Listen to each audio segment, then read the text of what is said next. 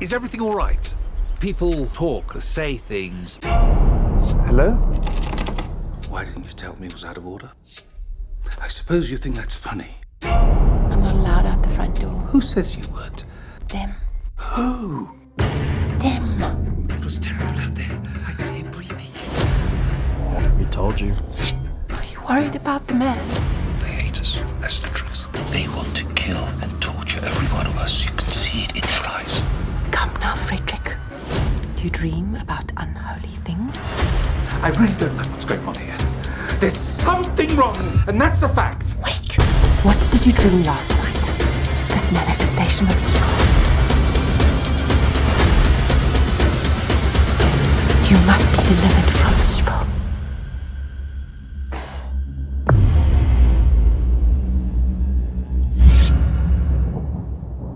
Hi, I'm Shella Farrow. Come and see White Devils at the Gardena Cinema.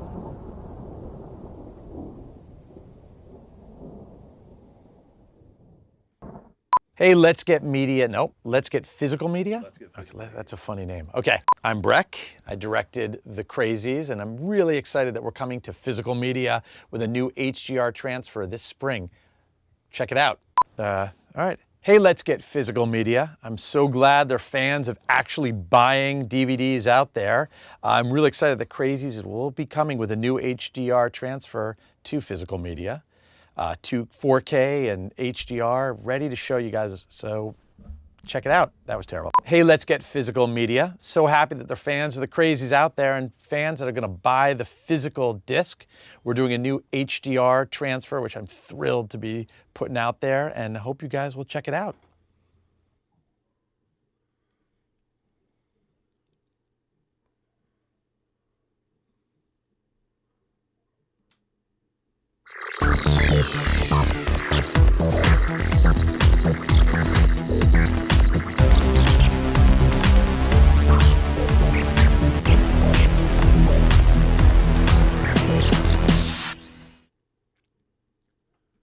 Well, greetings, imagination connoisseurs. Once again, it is I, your pharaoh of physical media, or, as you might remember me from back in the day, Laser Bob. That's right, I'm Robert Meyer, Burnett, and I'm coming at you from the Robservatory. That was a little Johnny Millennium. That was Happy Console Gamer doing a little AI on a photograph that appeared on the cover of the Sunday calendar section of the Seattle Times back in 1987. That was what I looked like back then. That's what I dressed like. God knows how I made it this far. Anyway, you are here for Let's Get Physical Media, and we're willing to give you the best of physical media. But you know, can't do it alone. Can't do it alone. No matter what goes on here, I gotta have my compatriot, my wingman. Sometimes I'm his wingman. It depends what's going on. You never know. Coming to us from Saarbrücken, Deutschland, Mr. Dieter Bastian. Rob, thank you very much for your intro. And have you delivered your DCP to the Gardena so that everything can go smoothly on Tuesday? I delivered my DCP to Judy Kim at the Gardena Cinemas. It is a proper place to show this movie. You know, it's got a lot of history. It's kind of a grindhouse showing a lot of horror films for the season. I'm looking forward to doing it. It's on the same street as SpaceX. So you go right nice. through the SpaceX complex, which is very exciting. So that is very, very cool. And good to know. Yeah, it is good to know. So since we got that out of the way, I say greetings, imagination connoisseurs. Dieter here I'm Rocky Like Eric, and welcome to the B&B Motel for Let's Get Physical Media. And Rob, let me just check my purse. So I have 50, 20, 90, 110. So if you chip in a little bit, Rob, is that enough to buy Warner Brothers? Could the BBC Motel be chipping in to buy Warner? It's funny that we can leave it as it is. Well, it's funny. It's funny that you say that because I've been talking to our Qatari overlords, and they've been subjugating American academia for the last 25 years, and I said, hey, Qataris, you give our president a jet. Why don't you give Dieter and I a studio? So, according to the shady government out there, that of course has many terrorist groups on the payroll, even though we don't seem to care, they have offered, as long as we are made co-heads of the studio, we're going to keep Mike DeLuca and Pam Abdi where they are. We're going to keep James Gunn where he is. But you and I are going to take over, and we are going to make George Feltenstein the film czar. I've already talked. I talked to Sony. I talked to David Ellison over at Paramount. I talked to the fellows at Disney, and Sony's happy to have George take over. So I've also made all the studios aware, like Hammer is really happy because they have a co-production deal with Curse of Frankenstein right now. So when the Qatari money flows in and we're able to take over Warner Brothers, we are making George Feltenstein the worldwide film czar. Yeah, but it is coming, Rob. It is coming. Some studio. Oh, okay. Yeah, I think it's inevitable, like Thanos. Yeah. Okay. What can you do? Well, you know what you can do? You can talk about the box office. Yeah, exactly, Rob. Because not only is White Devils opening, but another YouTuber, finally his movie is out. Shelby Oaks. Yeah. And how did it do, Rob? Yeah. Okay. Well, what do you want to know first? Let me know. What do you want to know? Give it to me, Rob. As you want, Rob. Is that like okay? What you want, what you really, really want? Yeah. Shelby Oaks open. Shelby Oaks at number 7. Number 7, okay. It grossed $2.35 million. Yeah. Considering, Rob, it was a Kickstarter campaign which funded the movie to a certain extent. How did the financial works with this movie? Well, I mean, they fulfilled the when you give it, as long as you fulfill your Kickstarter perks, you don't owe anybody any money or anything like that. So yeah. I mean, I think it was a good thing. I mean, I have watched a lot of the reviews of Shelby Oaks. Me too. And they've been a little middling, mild applause, a little harsh. I mean, I understand. Yeah, but you know what? I give all the credit in the world to Chris Stuckman for doing it. You know, he went out and made it happen, and bringing on Mike Flanagan as a producer and Neon picking it up. Good for him. Yeah. And you got to start somewhere.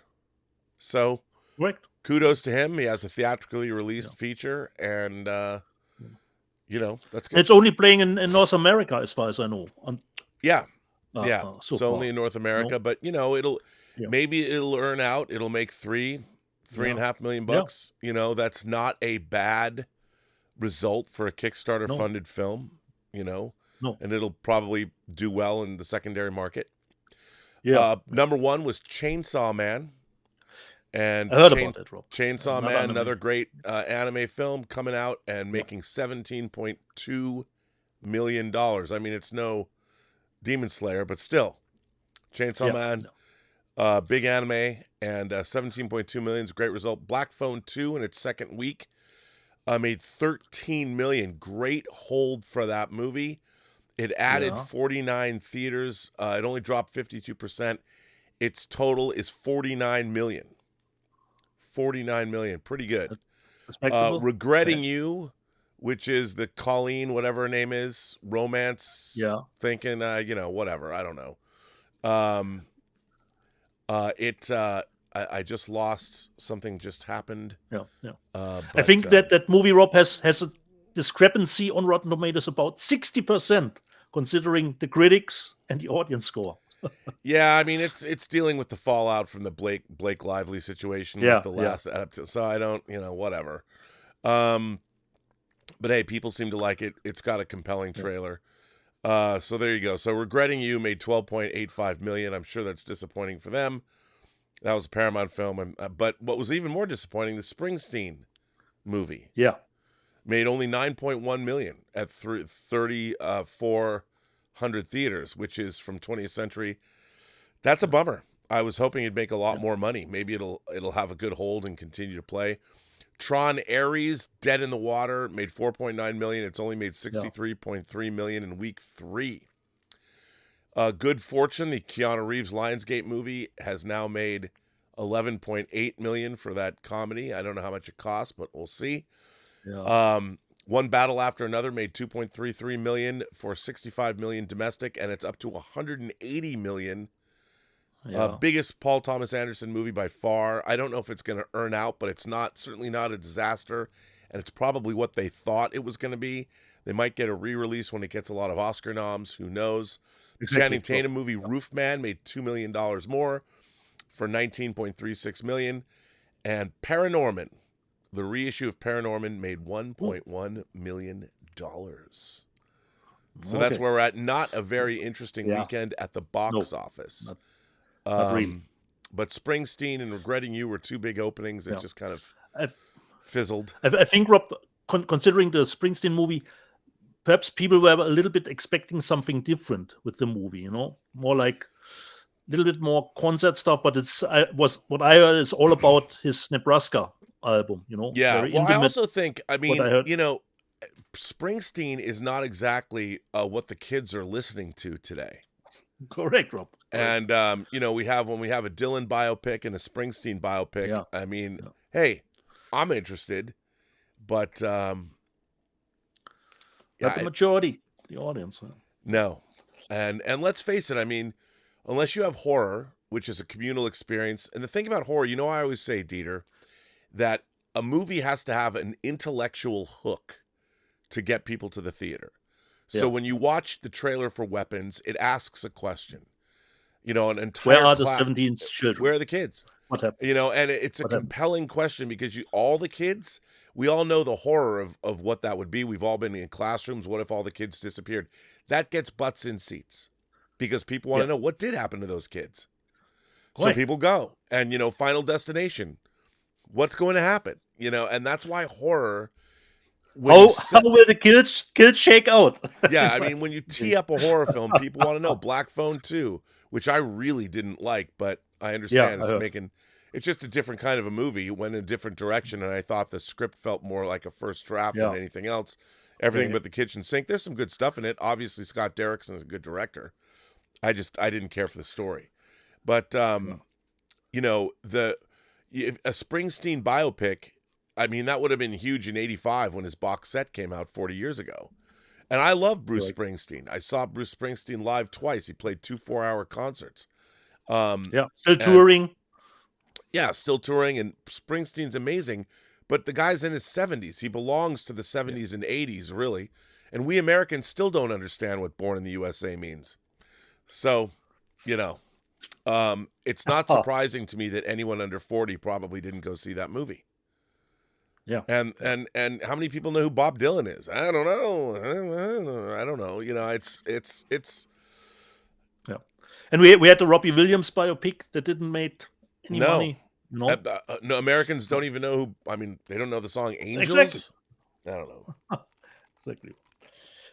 Speaking of digital movies that I've seen, Rob, because you had a stream about her. Speaking about Strange Days, I watched, of course, House of Dynamite. I did too. I'll be very. What do you think? I totally had a blast with it. Very tension filled. The only drawback for me, Rob, was when I discovered how the movie is structured. I was pretty sure we perhaps won't get a definite answer to the movie. Well, yeah, a lot of people get. I mean, it's funny to me. I guess because that didn't bother me. The movie was so well done. A lot of people are talking about how miscast it is. I loved it. Miscast? In what way? I don't know that Idris Elba was not playing the part correct. I don't know.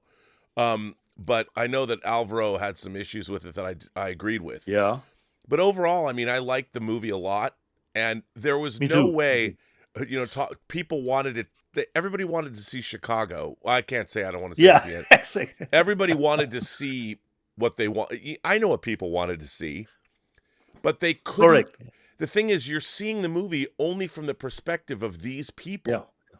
So you have and that was the whole point, is that if this situation actually happened, you know, nobody's going to be in a place where they can actually see stuff happening. You're seeing it from, and that was kind of the point. You know, and in a way, if you extrapolate upon that, in this day and age, most of the people that are making the huge decisions that affect all of us on a global scale are not in the actual locations that they're making decisions on. Unless, of course, you live at the White House. But, or a third of the 2/3 of the White House. But, you know, you're making decisions and you're not in the midst of it all. And I think that was kind of the point of the movie. And when you're faced with this situation, what I thought was really interesting is there was only 20. The situation that the movie portrays is only 20 minutes long. That was what I was wondering, Rob. Wait, only 20 minutes, but the movie is 150, 1 hour and 50. So what is happening right now? But for me, it was really nicely tension filled. I enjoyed it. I mean, is it perfect? Certainly not. But you know, I mean, what do you expect? Everybody, I know it's Catherine Bigelow, but she made Blue Steel after all. And the only drawback for me, it's more of a one-time watch for me. It's not a movie that I think I will rewatch over and over again. But for that one time, I was totally on board because for me, Rob, it was a little bit like a prequel to Silo or Paradise. You know, the same. The character in House of Dynamite winds up in the silo. Yeah, correct. Maybe it's so for me it was a little bit of a prequel. The other one, Rob, that I saw this week, speaking of the 4K release of Baskin, and I thought, Rob, and now had you ever seen this before? Yes, certainly, Rob. Certainly. You had. But okay. you know, I purchased the 4K from Severin. Yeah. But I thought, what has the director done for me lately? You know, Baskin is already 10 years old. So I went to IMDb. I hope I don't butcher his name. And looked up what Ken Aronoff did else after he did Baskin. You know, Baskin is almost 10 years old now. So I have never seen anything new of him. And then I stumbled across this one, Rob. Let me just see, where do I have the picture for it? Over this movie, Sayara. Wow. And I thought, well, looks nice, you know. Nice girl, blood-soaked face. Nice so what girl, is about, blood. Rob? Yeah. So what it is about, Rob? I read the synopsis of the movie and I thought... Oh, you shouldn't have read the synopsis if it's anything like Baskin. No, it's not, Rob. It's not. I read just, you know, that tagline, what it's about, and I thought, this is right up my alley, Rob. Because it is in our favorite R&R genre, you know? Where we're looking forward to the second. That's our favorite genre. Don't say that R&R is our favorite. Not the favorite, but we dip in to that genre from time to time, especially when it comes to the second R, you know, the revenge part. Yeah, it's the revenge. Rob, we like the revenge. Rob, let me tell you, this is the bloodiest movie I've seen this year. Because at first, when I looked up the IMDb page for what he did else, and this movie is actually from 2024, so I thought, easy. It will be out somewhere, but it isn't. I couldn't find it anywhere. The only place where you could buy it were iTunes America on the Apple Store. But luckily, it came out on Fandango this week. But to this day, unfortunately, no Blu-ray, no 4K, which just shows you how difficult it is to distribute a movie. You know, it played some festivals. He's out there at the moment at another festival promoting the movie, but it just shows you how difficult it is to, you know, get distribution. Well, maybe Severin will bring us the physical media. I hope so, Rob. Because let me tell you, it is the bloodiest movie I've seen this year, and you say that with a big smile on your face. Yeah, correct, Rob. Because it pulls no punches, and I can see why people are not jiving with this movie. Because the female protagonist is actually doing stuff. Because people are always looking, I need to sympathize with the main character. You know, he needs to be a good person. Considering the first one who goes over the knife with her, you were thinking, but that person wasn't involved in the incident at all. But for me, this movie had balls, Rob. This movie had balls. The only drawback for me is the ending part. The ending part is awesome, but it had to rely on CGI to pull it off. And all the other stuff for me looked totally practical. You know, and you have that one scene then where CGI is implemented. I know there probably was no other way to do that, but the ending, Rob, I thought, holy moly. Rob, if you want to see something that pulls no punches, Sayara will fulfill that for you. Yeah, it's kind of like Bastian, too. Yeah, but it's not a Baskin movie. It's, like I said, more in another genre. And I can only hope that some distribution will come out and put it out on disc for me, you know, Blu-ray. I think it's only out on Chinese bootleg Blu-ray, but finally it's at least available digitally. And I had a good time, Rob. But this movie, Rob, will not fly through the German censorship with just the 18 rating. No fucking way. No fucking way.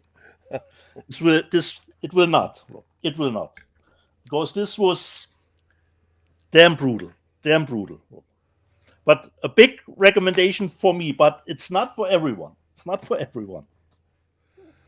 All right. So this was what I've seen. Oh, just another thing. This was the 2 movies, and I don't know if you have finished it, but I had a really good time.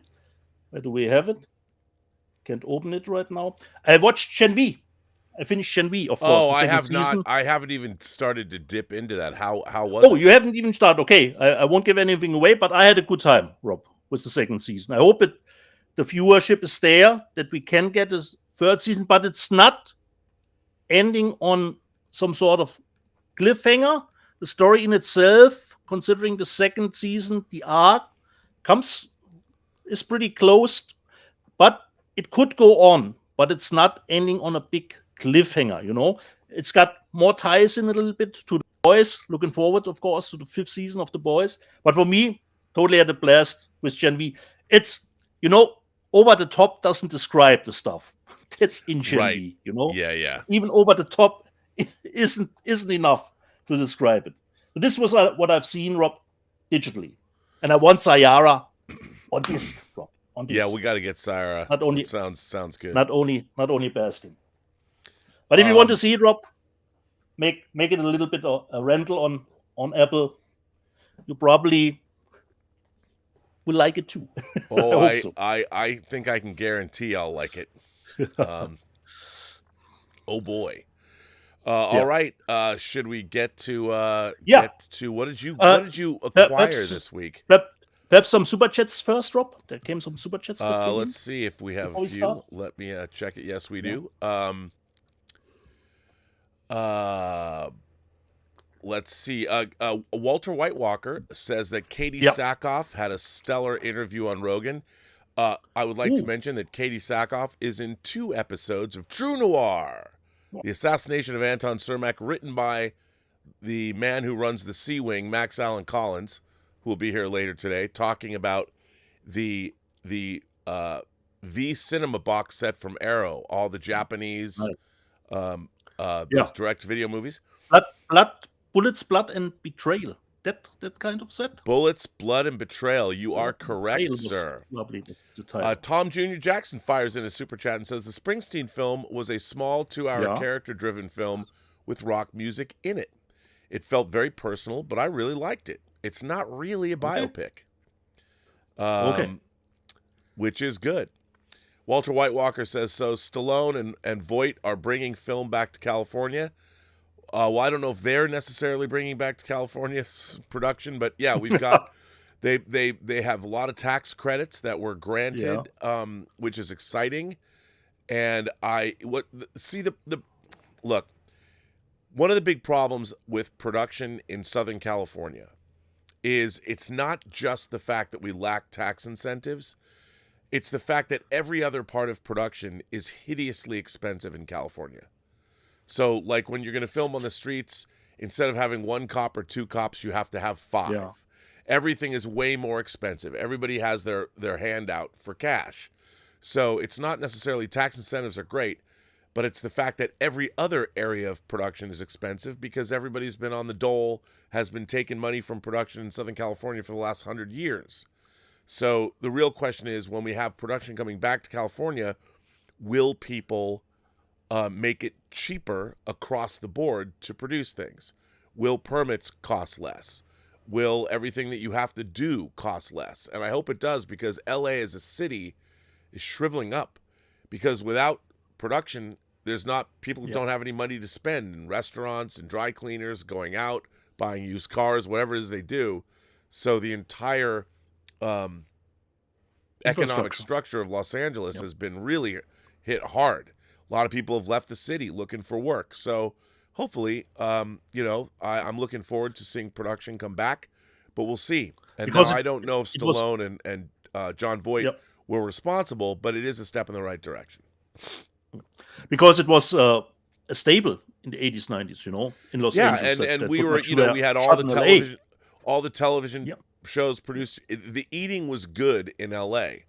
And we were just used to, and people, like they do, take everything for granted. So when it's gone, no one's prepared. And hopefully, I'm looking forward to seeing what happens. Hopefully. Correct. So, should we start, Rob? Are we through with the super Sure, chats? why don't you go ahead and start?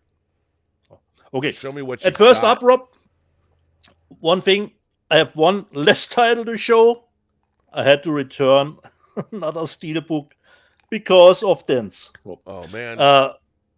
And I only saw them when I removed the slip. It would have been the Speak No Evil.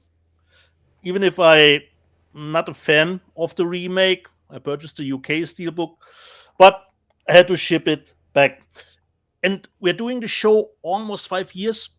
I could be wrong, but this tonight, I probably have the most Steelbooks ever. I could be wrong, but I have a lot of Steelbooks. So it's only fitting that I actually don't start with a Steelbook, but with the new album from Battle Beast as a CD, because it's called Steelbound, which we are here on this show. So we have 2 CDs. This is the 2 CD Digipack, the new album, and here's a little bit of a disco ball. Wow. So it doesn't focus on it. So there's a little bit of disco versions of some of the titles. So the new Battle Beast album called Steelbound. Then first up, Cat in the Bag, not the Steelbook. It's called the Unscarred from Severin, since we had Bastian. But it's just a Blu-ray. It says, from the director of Combat Shock and No Way Home. Oh, so that's from Buddy Giovanazzi. I can't pronounce his last name. Buddy. Correct. I think. Correct, Rob. Buddy Giovinazzo. He worked on Femme Fatales. Nice, Rob. Nice. Yeah. I like him. The Unscarred. Don't know. Cat in the Bag. Then you talked about having a hook, line, and sinker to pull the audience in. Here it is, Rob. My Steelbook for weapons. Totally had a blast with the second watch. Now I know how it will shake out. So Blu-ray and the 4K in it. And on the back we have Precious Time weapons as a Steelbook. Then Spanish movie, Cat in the Bag, just standard Blu-ray. It's called Last Stop, Rocafort Street or Station, more Station.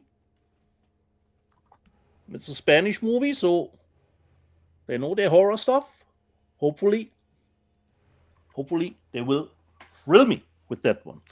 The next one, I don't know, Rob, if you have already shown it, because there were a lot of people. Once again, it got delayed because of supply and demand, but finally I've got it too. The Night of the Living Dead Steelbook. Oh, I gotta get the that remake. Hard to get. Look at that, Rob. Look at that. Looks great. And I always love that's how a steelbook must be done. You need inside, there should be something too. We have the 4K and the Blu-ray. And of course it says, for the first time, at least in Germany, uncensored here. So finally, after a little bit of a delay, Night of the Living Dead. Then, from Christopher Smith, I stumbled across a review which wasn't too thrilling considering the picture quality, but I quite enjoyed the movie in 4K.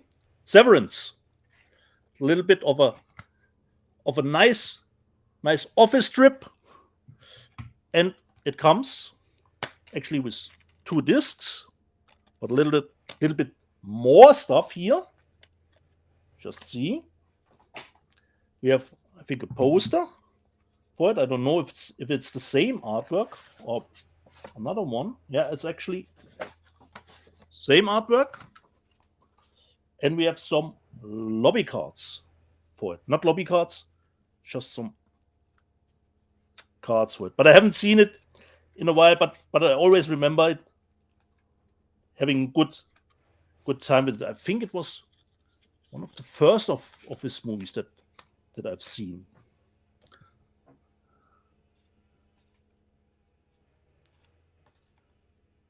So wait. Of course, the wrong way. So some art cards, Severance. Then finally, Rob. Last week I couldn't show it because it was standard. I had to send it back. The second arrived in fine condition. We have one steelbook. You and I both, the motive that we loved the most, the vintage one. But I think all 3 are very nicely done, considering the steelbooks, the 4K. And yes, I know it doesn't contain the IMAX aspect ratio, but I watched the movie again yesterday, Rob, and I didn't find anything wrong with the theatrical aspect ratio of 239. It's totally fitting. It was never that I was asking for more headroom, so totally fine. And considering some people are not too thrilled with the audio mix, actually, for me, it was very harmonic. So you can easily turn up the volume on F1. It will not go on your nerves. So if you watch more F1, just crank the volume a little bit louder. Now, where did you get this steelbook from? That's the one. I don't have this. This from Italy, Rob. This from Italy. But it is available in the States too, as the vintage one. Pretty sure. There's a vintage one. The other one is just, I believe, called Race. And the other one is, I think, called Brad Pitt. There are three different steelbooks. Then, this one, I hope Turbine, later down the line, will hopefully put out a 3D version. But 4K, strangely enough, considering Universal and their animated stuff, you can only get in America, as far as I know. So I bought Bad Guys 2. So you can get a 4K in the States, but everywhere else, or at least in Germany, you will only get Bad Guys 2 on Blu-ray. So Bad Guys 2, Rob. A little bit of the first haul from my end. Nice. Well, I have a kind of an eclectic mix of stuff this week. Yeah. First, I got a little box from KINO. I love getting boxes from KINO. They sent, the first thing in it was, this is only on DVD, but it's called Went Up That Hill. This is a ghost story. Okay. And it has great notices. It stars Vicky, I can't pronounce her last name right, Krebs, who is in Phantom Thread. And this is about a woman and her wife. And this woman dies, and her wife and her son are left behind. And she ends up haunting them and possessing both of them. Again, I haven't seen it, but it says stunningly beautiful, but also terrifying. In this chilling ghost story, a recently deceased woman haunts her estranged son and her grieving wife. When the woman's spirit inhabits each of them, the pair must grapple with the destruction she leaves behind. I mean, this sounds great. So I've never even heard Went of this up the movie. hill. Went up the hill. It went up the hill. So very excited about this. So thank you again, KINO LORBER. Now, I got to say, one of my favorite things that KINO LORBER has been putting out are these Dan Curtis collections. Dan Curtis did all this horror television and movies. He did the different takes on Frankenstein, Dracula, and the Wolfman in the 70s. So we got 2 more great Dan Curtis sets. Now, interestingly enough, one is it's KINO Cult Spine number 39, Classic Monsters. Now, this has 3 films, and it's got Dracula, Frankenstein, and Dr. Jekyll and Mr. Hyde, not the Wolfman. So these are all great. I remember these as a kid watching these, so these are great to have.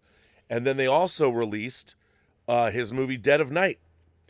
Now, this is not a KINO Cult, although they've kind of, but they look very similar. They look very similar. They put out a number of these, so I love that we're getting these from KINO Cult. There's Tim Lucas the great Tim Lucas does from Video Watchdog does commentary on this, and Tim Lucas's commentaries are amazing. And I guess they've teamed up with MPI to bring us these. And what I like about this is Robert Colbert, I don't know how you, Colbert, I guess, who did the score for The Winds of War, which is one of my favorite TV miniseries ever. Dan Curtis produced that as well.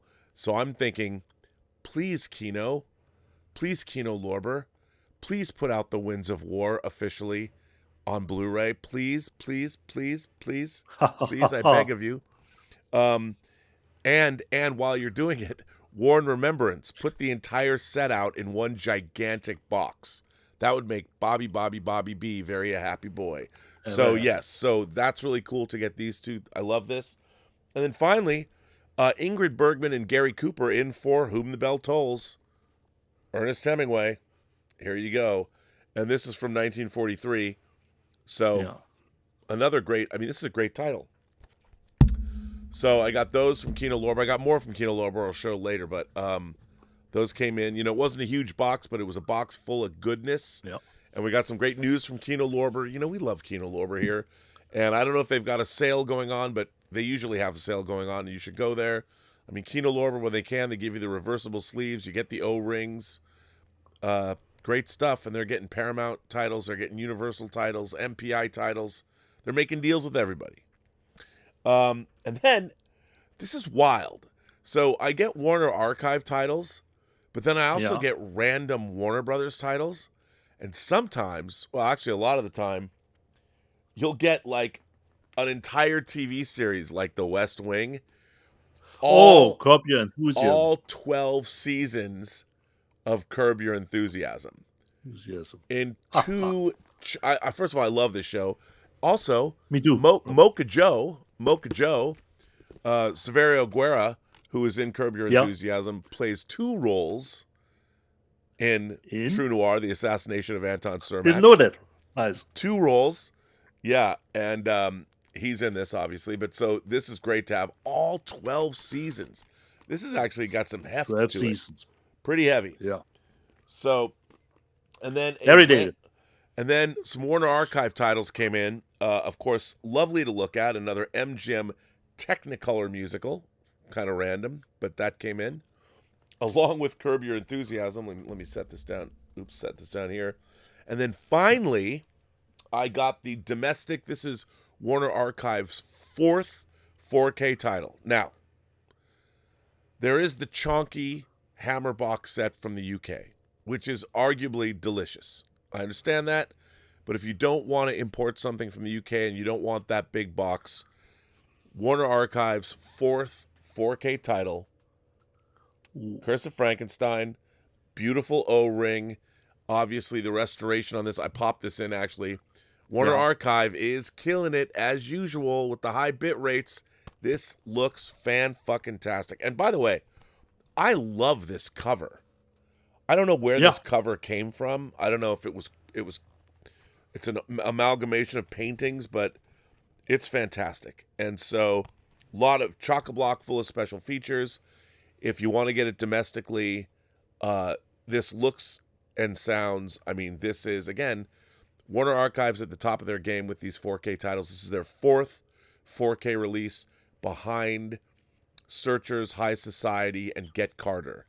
This is a great, great, great release, and it shows that Warner Archive is committed to putting out an eclectic mix of stuff on, you've got a Western, a musical, a crime thriller, and now a Hammer horror film, one of the best Hammer horror films.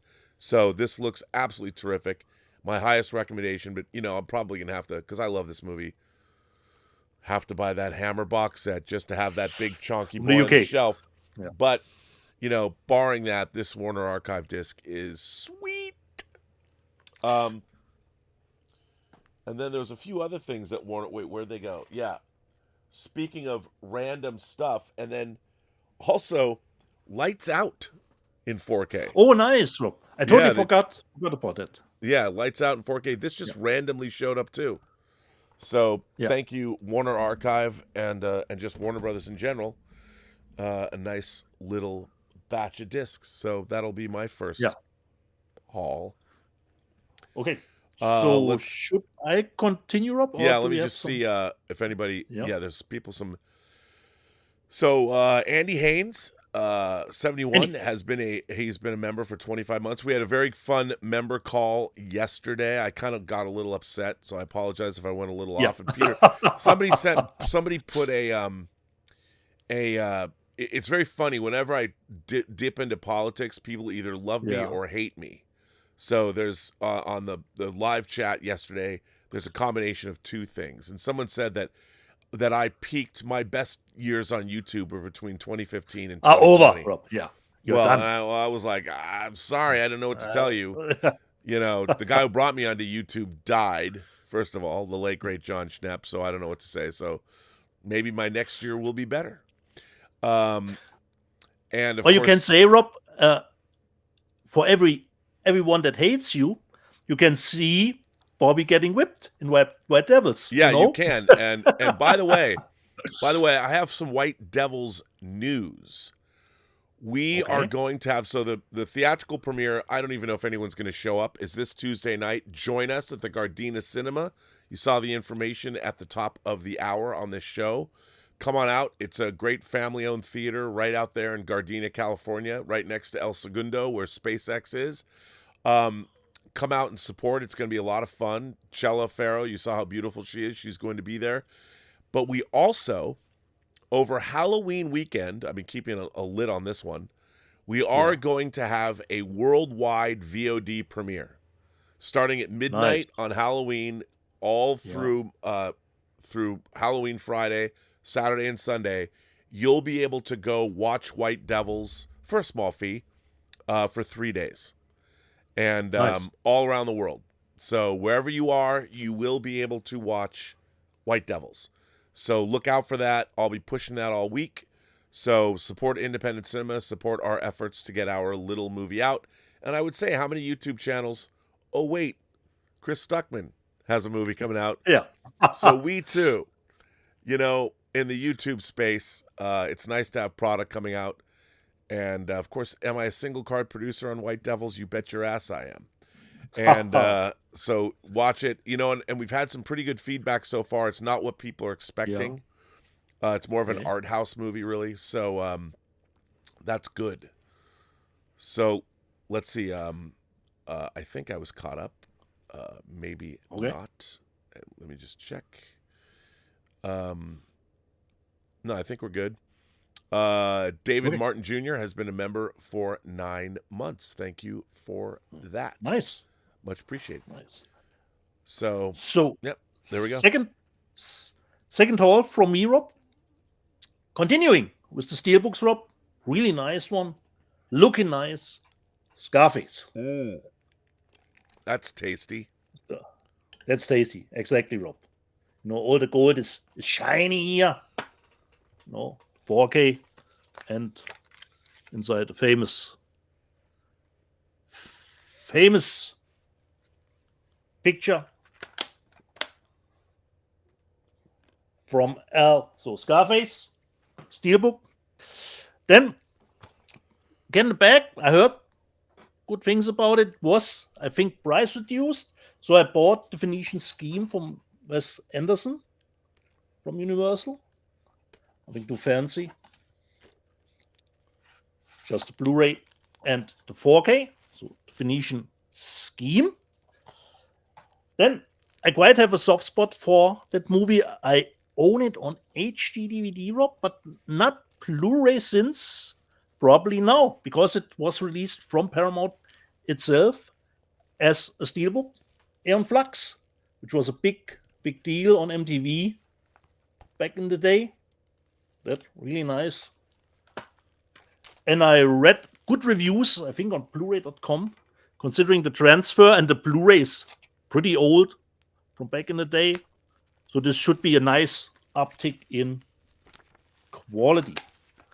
Aeon Flux. Then you showed it already, Rob. I watched it this week. Had some fun time with it. I got my went through customs, Rob, without a hitch. Now, had you seen that before? No, Rob, I haven't. I always heard about the Ilsa movies, but I haven't seen them. What did you think of it? Well, considering the movie was shot in only 9 days. Only 9 days. This is pretty dope, actually. And a lot of naked stuff in here, too. There are some writing spellings that are not 100% considering the German. But for me, totally freeing. But I heard, Rob, this is actually the best of the Ilsa movies, because I was looking forward for the other ones to come out. Yeah, that one's the most fun. The most fun, okay. Considering shooting this movie in 9 days, I have to recommend them on that. The next one I have not seen in the theaters, but finally I watched it. Really nice steelbook. Disney, considering their steelbooks, they are peak for me. The Fantastic Four. Oh yeah, steelbook, just totally awesome. It's always, I love the European ones, come always in the slip. So this is the back of it. Unfortunately, not with a shifting aspect ratio. Considering Galactus, this would have been nice to get at least the IMAX switch to 190, but it's not the case. And there are some art cards in it for our main characters. So I quite enjoyed the movie, but I don't think if you said it about the movie, Rob, I'm not sure. But for me, it was actually too short. I would have loved to spend a little bit more time in this world, a little bit longer. It always seems very fast on the pace. Let's go, let's move. Stuff that is in the movie doesn't pay off that much. So for me, I would actually prefer if the movie were actually longer than just 104 minutes plus, the credits. Fantastic Four. Then this one came out as a 4K only in the States. I was a little bit down on that because it was a Lionsgate Limited exclusive, but it came out in the UK as a 4K, and they want to replicate more like a VHS feel. So I got Freaky Tales, but it's unfortunately not like the VHS tapes that we are used to, Rob, or made look like a VHS tape. This is just a big box with some stickers, and then the two discs. It's actually not looking, like a VHS tape. Just the rims here are a little bit already used. So Freaky Tales, and then we get to. Let me just see if we will hold that back. Speaking of Lionsgate Limited, this was not exclusive to the website. You can purchase this pretty normal. I got from Rob Zombie, perhaps his most favorite movie, or best movie, The Devil's Reject. As a nice steelbook, you have a nice slip, and it's pretty heavy, actually, because it not only contains 3 discs because it has the documentary, 30 Days in Hell, about the production of the movie. And I'm not sure at the moment if there is an unrated cut on the Blu-ray. I have no idea. I have to check again. But this was not all in it. You have cool animated cards, but not about the characters. But not only that, on the back of those cards, you can find excerpts of the script, actually, on the back. So really nice addition. So, Devil's Rejects. Then, if I love a movie, Rob, sometimes I purchase more than just one edition. And I love the French company Metropolitan, which did all the, great Hunger Games versions. And they did a nice one, too, for Ballerina. So this is their special edition, a bit bigger for it. So it comes in a separate case here, which features both. And we have a steelbook for Ballerina itself, which is a little bit different than the one that I already own. So 4K and Blu-ray. And it comes with the documentary about John Wick 2, but it's gotten a separate diggy for that movie. Contains the poster. And you have a little bit of a key card for the Continental. So you have a diggy for the world of John Wick, the poster, and the steel, So really, really nice box set. So this is my second haul, Rob. Second haul. Got some stuff left. I do too. I'll do 3 hauls then. All right. First of all, you already showed this, and you told me that I had to get it. And okay. Boy, am I glad that I did. Is it bonkers, Rob? Is it bonkers? This comes from 88 Films. First of all, again, a great package from 88 Films. Yeah. You not only you get an O-ring, but you also get this beautiful, and you showed everything already. This movie is hilariously fun. Hilarious. You made me get this, and think, Rob, it can't get any more insane. Dude, I was like, what did I just watch? And like I said, Rob, if you're putting in a code B player, you will get the censored English version. But if you're putting it in your code A, you will get the uncensored version because there is some animal stuff in it. Yes. No, this movie is a hoot. I'm glad I have it. So thank you. Great double bill with robotics. Yes. Oh, 100%. It is a great double bill. Now, okay, I'm gonna admit that I bought this movie, but there's a reason why I bought this movie. Okay. I had a movie poster for this. No need to justify here, Rob. I had a movie poster for this movie. Yeah. And I had a movie poster for this film that I had hanging up in my college dorm room for a while at Evergreen. And at the time I was in C dorm. And you could see this poster outside, like in the courtyard, and people complained about the poster because it was offensive, total exploitation.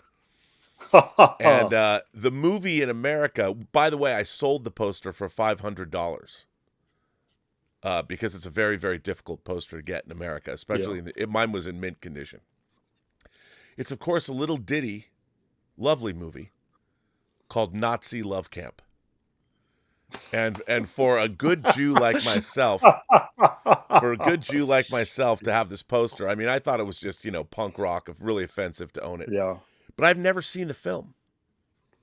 Never seen the movie. And I've always been curious about it.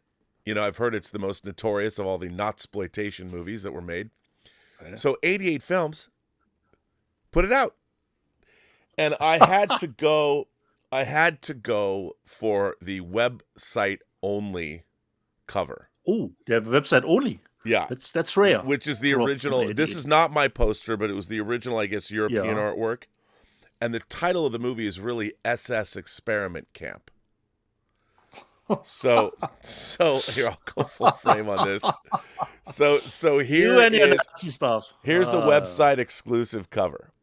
Ooh, holy moly. Horrifying experiments in pursuit of the master race. Am I ashamed I own this? Absolutely. But I need If somebody comes to Europe, do you have Do you have that Nazi? Yes, movie? I do. Yes, I do. Yes, I do. And this is part of their 88 Films Italian collection. Here's the cover. This is actually a great cover. Awesome. This is the American cover. Yeah, but this is not When it the comes original. out in America. I don't think so, because in America, this is just the real title of it. I think this is artwork commissioned for the release. So, there's a booklet in here. Yeah. And I wonder, there's just nothing good. I'm gonna burn in hell for owning this. No lie, even though Jews don't really have hell. But it's got some great artwork. And, That's all we want, Rob. That's all we want. I mean, and then of course,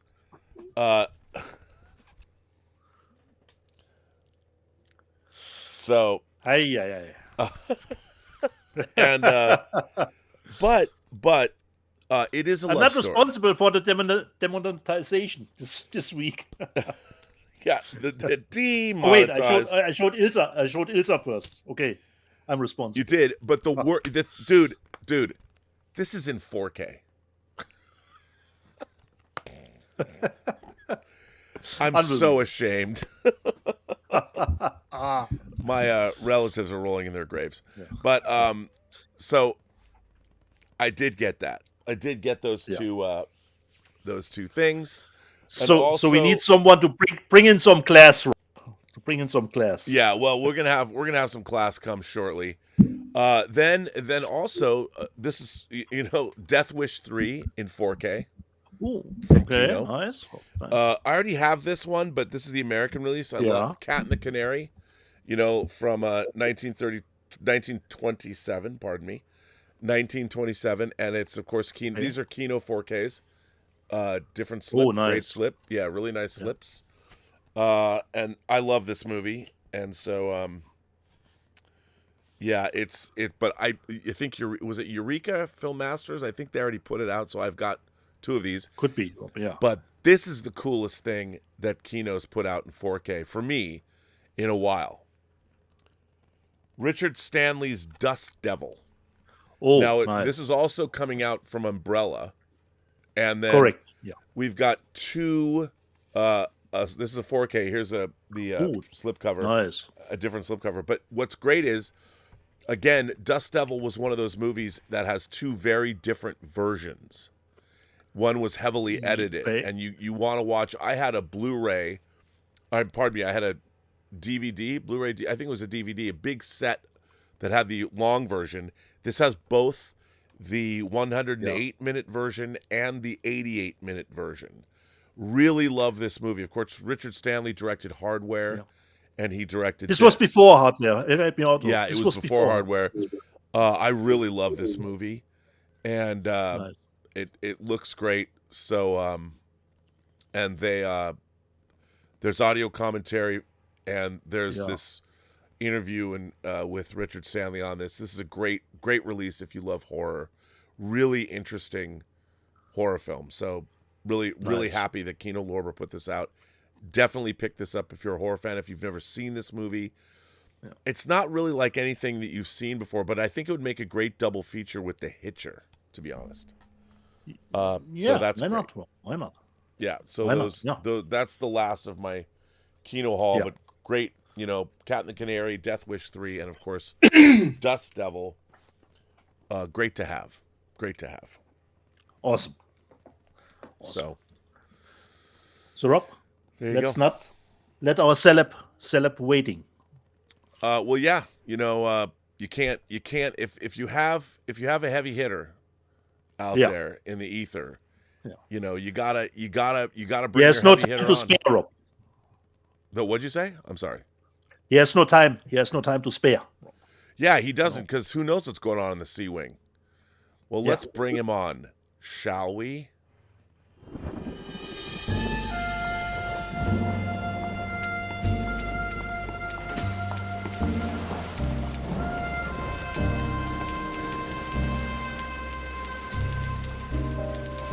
I give you Mr. Max Allen Collins, proprietor of the C Wing, wearing a scarf today.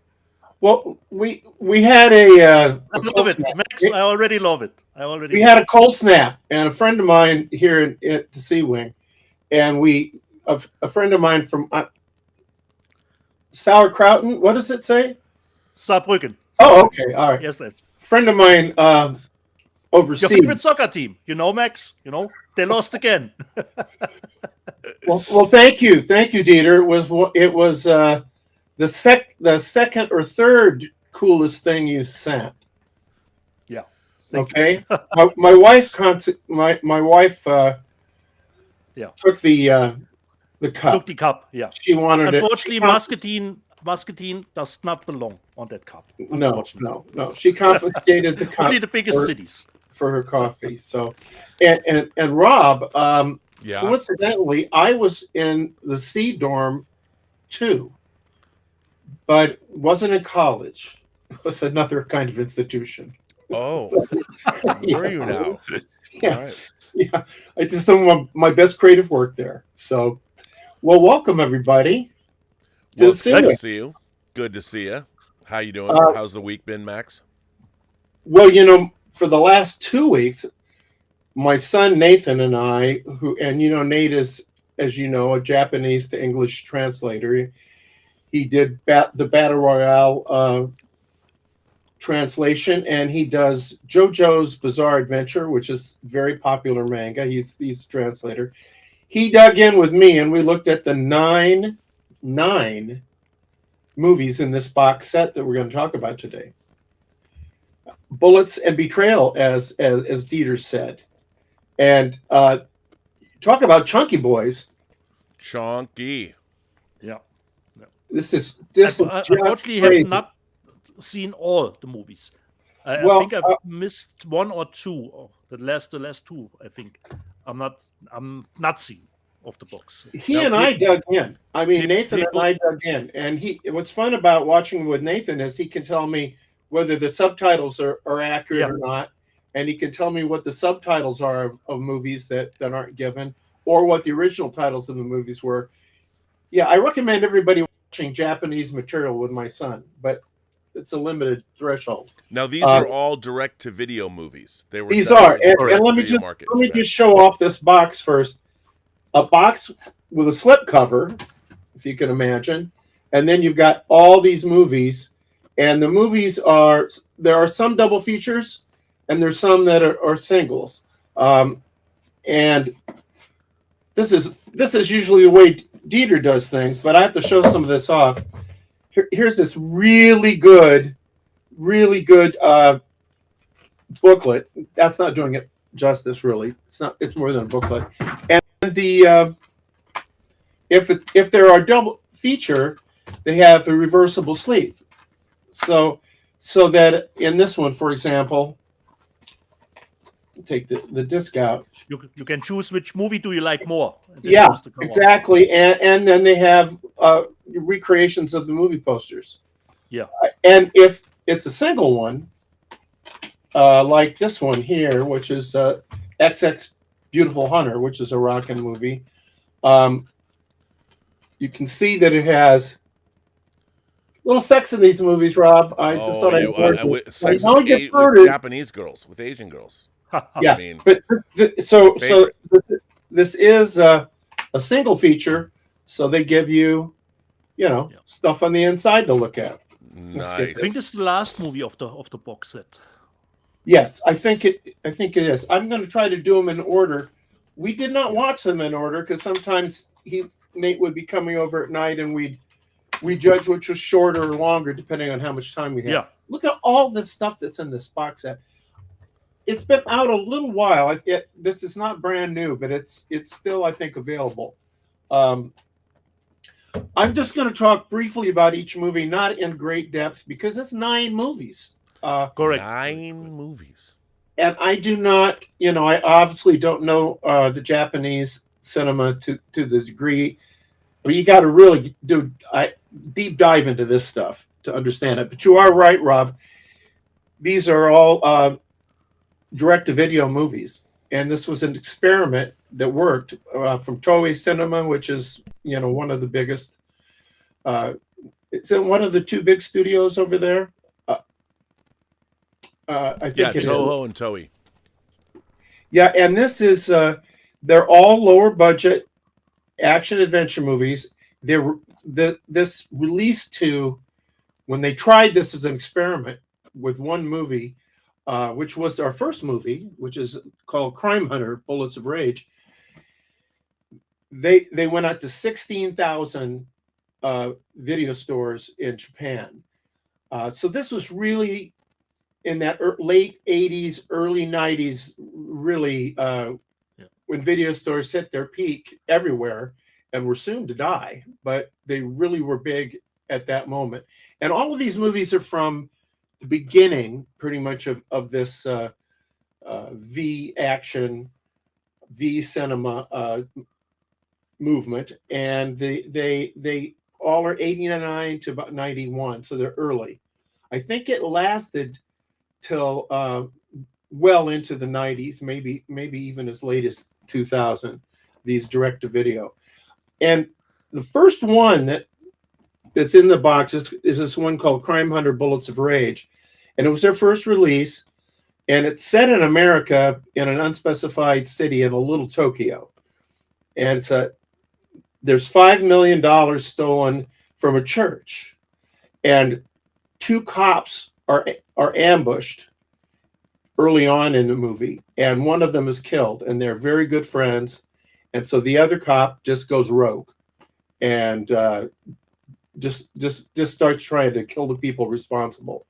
And so there's a lot of action. It's only 60 minutes. It's the only one of these movies. It's the most action actually of the movies. Yeah, it was them kind of experimenting, I think, and it's just action packed. Looks very, very good. It's amazing what they got out of the. And this goes for all these movies. They're great sets in general, and the action is great. You can't believe they're doing these movies for basically a few $100,000. And they seem to me, and this is a sweeping statement to say, but generally they're more interesting and better movies than most of the video store stuff that went out in America. And I say that as somebody that sold 2 movies did 2 movies for the video stores. But these things are really, really well made. One crazy thing about this movie is that the little dirty, hairy cop, his partner in this, the new partner, not the one who's killed, he partners with basically a sexy nun from the church that got robbed. And you keep wondering through the movie, is she really a nun? Because she'll dress up in various sexy costumes depending on where they're going undercover. But she appears to really be a nun, and the cop, the young cop, he never gets frisky with her. So it's no, and that's kind of unusual in these movies, because most of these movies have nudity, sometimes casual nudity, and other times, they come out of the pink. Most of these directors come out of the pink movies. Yeah. Rob, tell them what the pink movies are, please. Well, the pink Japanese pink film movement in like the early 70s was women in prison movies, rogue biker gang chick movies. They had lots of sex and violence in them, and they were called the Pinky Violence films. As a matter of fact, I even have a DVD set, the Pinky Violence Collection, and there's a lot of female stars that came out of that movement. And then you got movies like Female Scorpion, of which there is one in this box set. And yes. Arrow, who released that box set, previously released the Female Scorpion box set as well.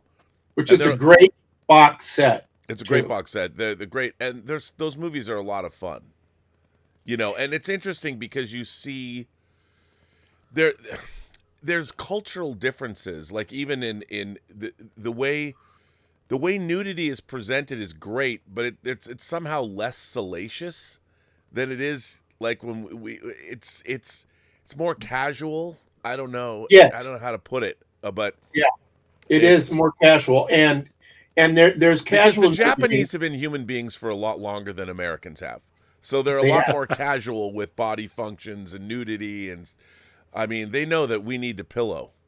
They know. Yes, and they're even crazier than we are, apparently, based upon this box set. Yeah. And that sexual element is in there, not in every one of these films, but it's in there quite a bit. And one of the fascinating overriding things is that there's really a misogynistic aspect of these movies. A lot of times, the female lead dies, you know, in these movies. Or the love interest dies in these, is killed brutally in the movies, and yet the Japanese actresses and the characters they play usually the most interesting thing in the movie. So they're not underportrayed; they're nuanced, written and acted, but yet that pervasive misogyny does, I won't say taint the box, because I fully enjoyed it on its own terms. In fact, this is one of my favorite box sets I've ever gotten, and I've been collecting, you know, back to the Laserdisc days. I've been collecting, so that's saying something. The second one is called Neo Champura. Zoom Goes the Bullet. Wow. Now that's apparently is an expression for not how fast the bullet goes, but how fast people are trying to avoid getting hit by a bullet, even when there's somebody like a contract out on them, and they're just trying zoom. You get the hell out of there, because there's hitmen after you. This is about a low-level yakuza young man who really aspires to be big time as a yakuza, and he gets there's a hit supposed to go out on somebody, and you see almost comically several of the people above this young yakuza on the food chain finding a way to not have to carry out this contract, because they know they're going to either get killed or go to jail. There's no in between. And so it's almost comical to the lengths to which, you know, the accident they'll manufacture so they don't have to go. So that's one of the aspects of it, which is comic. And the guy has two, apropos to what I was just mentioning, two of these love interests who are both kind of wacky, kind of eccentric. And there's a moment where they converge, which is very interesting. But most of this movie is about this yakuza trying not to think about the job he has to do, and saying, and you know, basically having sex all day and not worrying about it, because that's going to happen tomorrow and it's today. And so it's a character study more than an action movie. But when the action happens, it's pretty intense. But there's not a lot of action in this movie, which is unusual for this box set. And by the end of it also has that actor Joe Shishido, who was in a lot of the Yakuza movies, and he's a guy who had implants put in his face to look more American, I guess. But he was kind of a iconic actor over there in these movies, and he's got a small support but important supporting role as he's described as the guy's uncle. Now, in these Asian movies, an uncle isn't necessarily a literal uncle. It may just be somebody who's a mentor or looking after you. And so, and it's not quite clear which is the case here, but he's not trying exactly to make this young guy go straight, because he seems to be connected to crime himself, but he's trying to give him some guidance from, you know, here and there. And what's really unusual about this, and the only one in the set that does this, is it does not resolve. He is basically on his way to the hit. So were And they we ever going to make remember a that. sequel? I remember that ending where he just walks on the bridge, I believe. You remember that, Just walks away. Peter? Yeah. Yeah. And so that's probably the most challenging of these movies. Is the I would say the artiest movie here in terms of, well, the fact that it doesn't have a resolution in a crime movie is pretty arty in and of itself. There is, however, a lot of sex, so we've got that going for it. Yay! And the movies are very, very different, actually. Well, it's a fantastically well curated set. There's no repetition here, and I mean, you've got action, adventure, mystery, crime genre, and it's very, this is a true noir. So I'm supposed to do noir stuff here. It's a what? True noir. Well, that's something that's a audio drama that I wrote. You're not familiar with that, Rob? Oh, I'm very familiar with it. I'm very familiar with the audio drama you wrote. In fact, you know what? Outside in the warm Miami air, Winchell turned to me. What was your name So again? that's what happened to my It's script. still Heller. I was wondering. Nathan S. Heller. Aren't you going to spell it? Look, Oh, I don't really? want to be in your story. Good, can't. because you're not. You're Chicago, right? Born and bred. But What do you anyway, make of I don't that have to play the in whole that cell thing. back But there? you can You're in find New Max York. Allen Collins' great wordsmithing as part of it. I mean, in my life, since you're here, I don't know if I'll ever get to work with a script as good as the script you wrote for True Noir. Well, that's very nice of you to say. I also want to compliment you so I can prove I am a regular viewer of your shows. You complimented me on the air the other night about the good review I got for my forthcoming book, The Return of the Maltese Falcon. And I can't tell people how unusual it is to be watching a show and suddenly the host is just talking about you. It's incredibly realistic. Well, since you brought it up, I guess I brought it up. Here's one of the things that I've found, like, getting to know you, is one. Getting to know you has been one thing, but one of the fascinating things, and I don't know if people know this, but I'm going to tell you about it, is the fact that your favorite book is The Maltese Falcon. It is. And that's Dashiell Hammett, Sam Spade, right? Right. And explain. So it's your favorite book of all time. It's your Star Trek. Call it what you want. Yeah, I mean, it's above Mickey Spillane. Right. For me, that's the top. So explain, because I what I love about this, I love that you've done this. Explain to the folks at home what you did. Well, just for some context, this book was published in 1929. Well, actually, it was serialized in 29 and published as a book in 1930. And it really set the template for the private eye story. There were some private eye stories before that, but he really invented all of the things that you might call tropes. The secretary in love with her boss, the cop friend, the cop adversary, the femme fatale, all of those elements that are in most private eye stories, he was basically the first to put them together. And then he never writes another one. He just right. Walks away. Okay, been there, done that. And I would always have been so blown away by that. And his prose is just incredible. And so I knew that at some point that book would come into the public domain. And I kind of just kept an eye on it. And then I found out exactly when. And I lay in wait in the weeds waiting for my moment. How long were you waiting? So when something goes to the public domain, it means it's free and clear. You can do whatever, people can do whatever they want with it. The characters, everything that's in it. How long from the time you decided to do this, how long were you watching for this book to go into the public domain? 20 years. 20 years. Yeah. And then what did you decide to do? Well, I contacted a publisher, Titan, who are in the UK. They're my publisher, basically. Even the stuff published over here They are the publisher.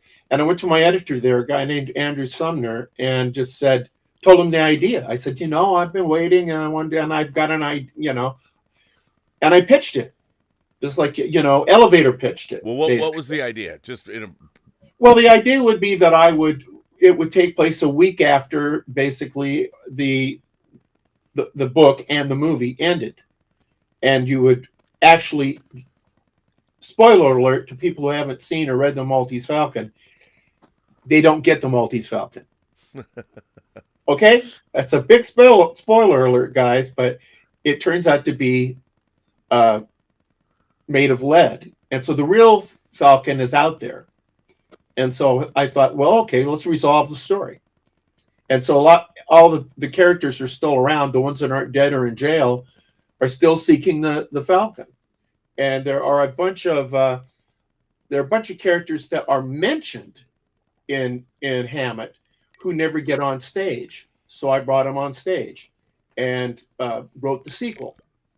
And it comes out in January, right? As the book slips into the public domain. You are Johnny on the spot. Titan Books publishing as part of their Hard Case Crime.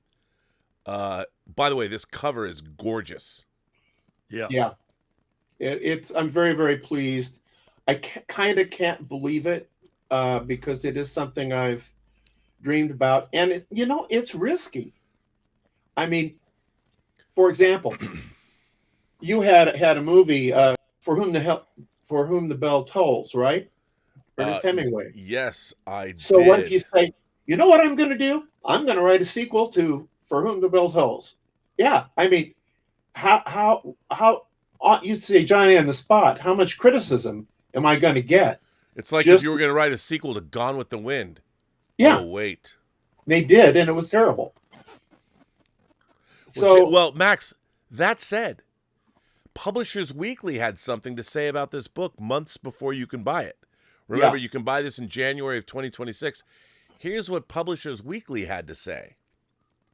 This stylish sequel to Dashiell Hammett's The Maltese Falcon from Mystery Writers of America Grandmaster Max Allan Collins, To Live and Spy in Berlin, picks up in December 1928, just days after the events of the previous novel. Rhea Gutman, daughter of the late gangster Casper Gutman, asks P.I. Sam Spade to recover the eponymous jewel-encrusted artifact. During the course of the investigation, Spade's former lover, Iva Archer, who's also the widow of his late investigative partner Miles, demands a share of any profits from finding the Falcon that might have gone to her husband, and drags Miles' mob-connected brother into the picture to make sure she gets what she wants. When Wilmer Cook, Gutman's vengeful former gunman, ambushes Spade, it's clear he isn't the only one hunting the Falcon. Chicago gambler Dixie Monahan is after it too. Then there's British Museum curator Stuart Blackwood, who claims the museum legally owns the Falcon after purchasing it from the original owner, General Kemedov, navigating shifting alliances and playing multiple sides, Spade races rival interests to claim the Falcon for himself. Collins keeps the prose lean and sharp, true to Hammett's style, and ushers the proceedings to a tidy conclusion. It's a clever, well-executed tribute in the hard-boiled tradition. And that's the first notice the book got, dude. I'd say well done. Thank you. Finally, a conclusion. Thank you. And but you can see why I was and am nervous about how some people will respond to my, trying to walk in those shoes. I'm thrilled to have that review. This is the ultimate fanboy. I mean, this is your favorite book. One of your favorite writers. You became a mystery writer basically because of this book and the tropes it laid down. So who better than you to write this loving sequel? Well, I have some experience there because, I am the guy that took over the Dick Tracy scripting when Chester Gould retired. And Mickey Spillane's Mike Hammer. Yeah. And so I'm not really intimidated by any of these things, but so I am wary. Slumming on this show with us yo-yos. No, I exactly. I couldn't have more respect for you two guys. But you're the executive producer of the Mike Hammer movie over at Skydance, which is about to buy Warner Brothers. Well, that's true, and I'll let you know when they send me a check. Well, okay. Because have you ever heard of that in Hollywood? That there's a lot of publicity, and you kind of sit there waiting for the check to come in. The check is in the mail, Check's and in I the love mail. you, and I promise not to cut. Oh wait, I won't say that. But when it does come through, it's nice. It's very, very nice. Well, I didn't mean to take us down that rabbit hole, but but really I did. Now back to the set. Well, it's true that film noir is reflected in these, but they're rough and tumble movies. Probably my favorite, or one of my two favorites among the movies here, is a movie called Stranger, and there's an actress named Yuko Notori, who I think was a kind of a pop star and didn't do many, if any, other movies. Was that the Stalker movie, Max? Stranger. Yes. The Stalker movie? It's a very interesting movie. She begins as a very feminine bank teller, very beautifully dressed, beautiful hair, and she has a boyfriend who kind of talks her into apparently embezzling, and so I remember. Yeah, correct. And he betrays her, and she, so we jump and we find out through the context of the later movie that she did some prison time over this. And she becomes a taxi driver, and she's not at all feminine. And of course, that's not a feminine world. It's very unusual for a female taxi driver in Japan, at least at that time. And her hair is worn back, so it almost looks like she has a short haircut. And she just is almost butch, and as she tries to fit into this male world, she's very stoic. By the way, here's Yuko in a Cutty Sark calendar from 1982. Wow. Ooh. She looks very plain through much of this movie. I mean, you can tell she's beautiful if you're paying attention, but she's not playing it up. And the movie is, it's kind of Taxi Driver meets Duel. It's the best way. If I were pitching it to a Hollywood producer. Wow, dude, let's remake that shit now.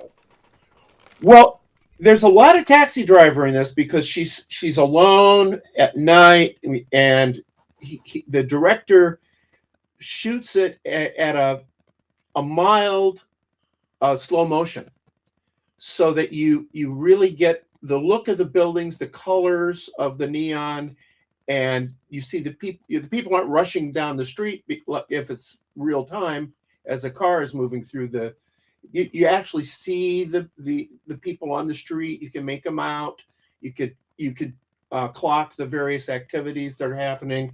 And then she has a number of interesting riders in the back of the cab who she just like in Taxi Driver. And one of the keys that this is very knowing is that in her little apartment she has a full body mirror.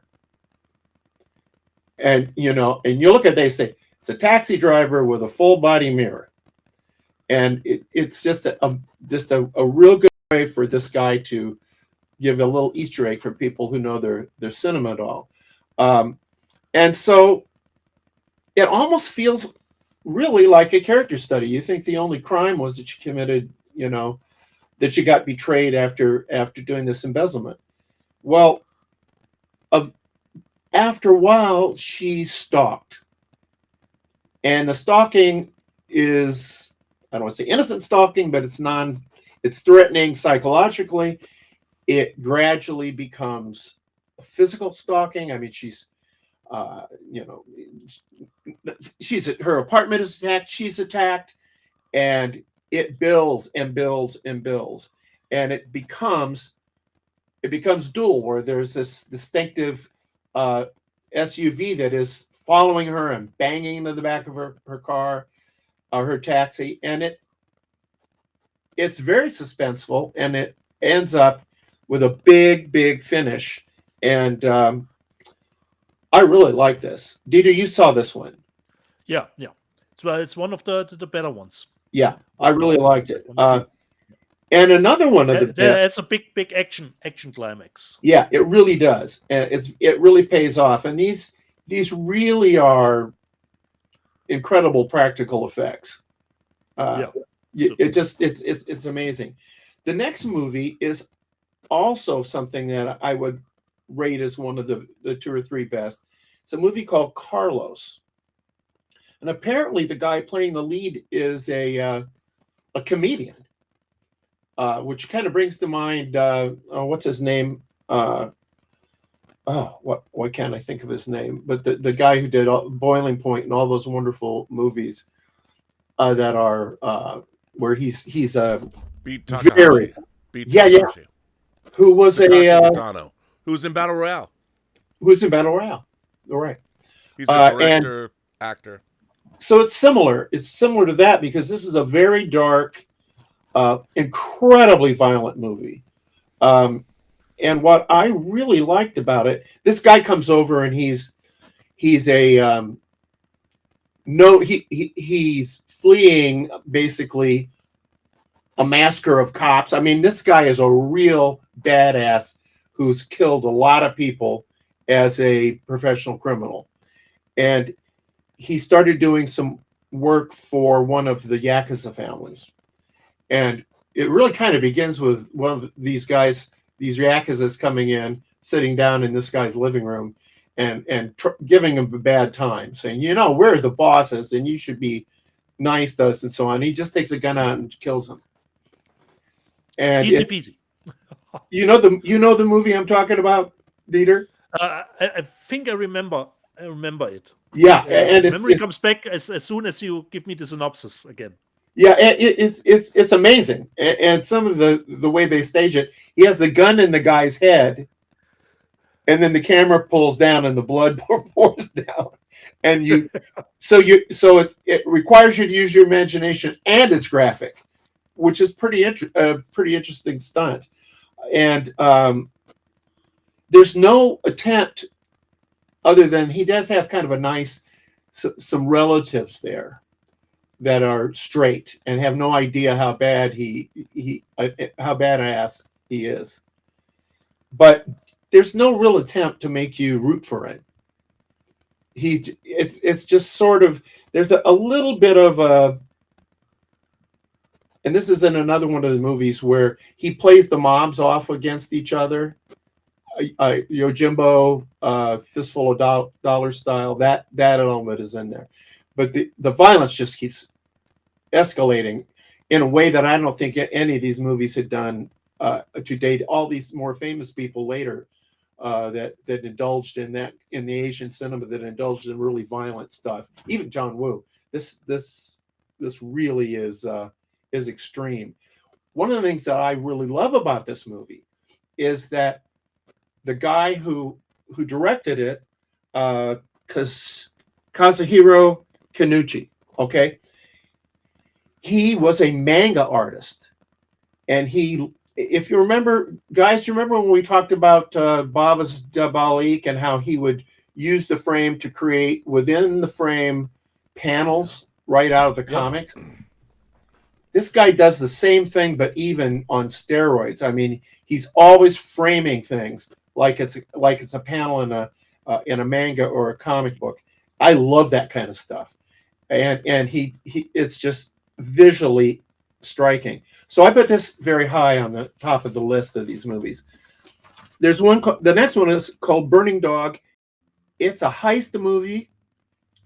Begins with a betrayal. Kind of reminded me of the current Richard Stark adaptation, Dirty Job. It starts off with a betrayal, and then it goes into a heist on a military base where a bunch of money is being brought in so that the Vietnam War is going on, and the American soldiers, this is how they get paid off.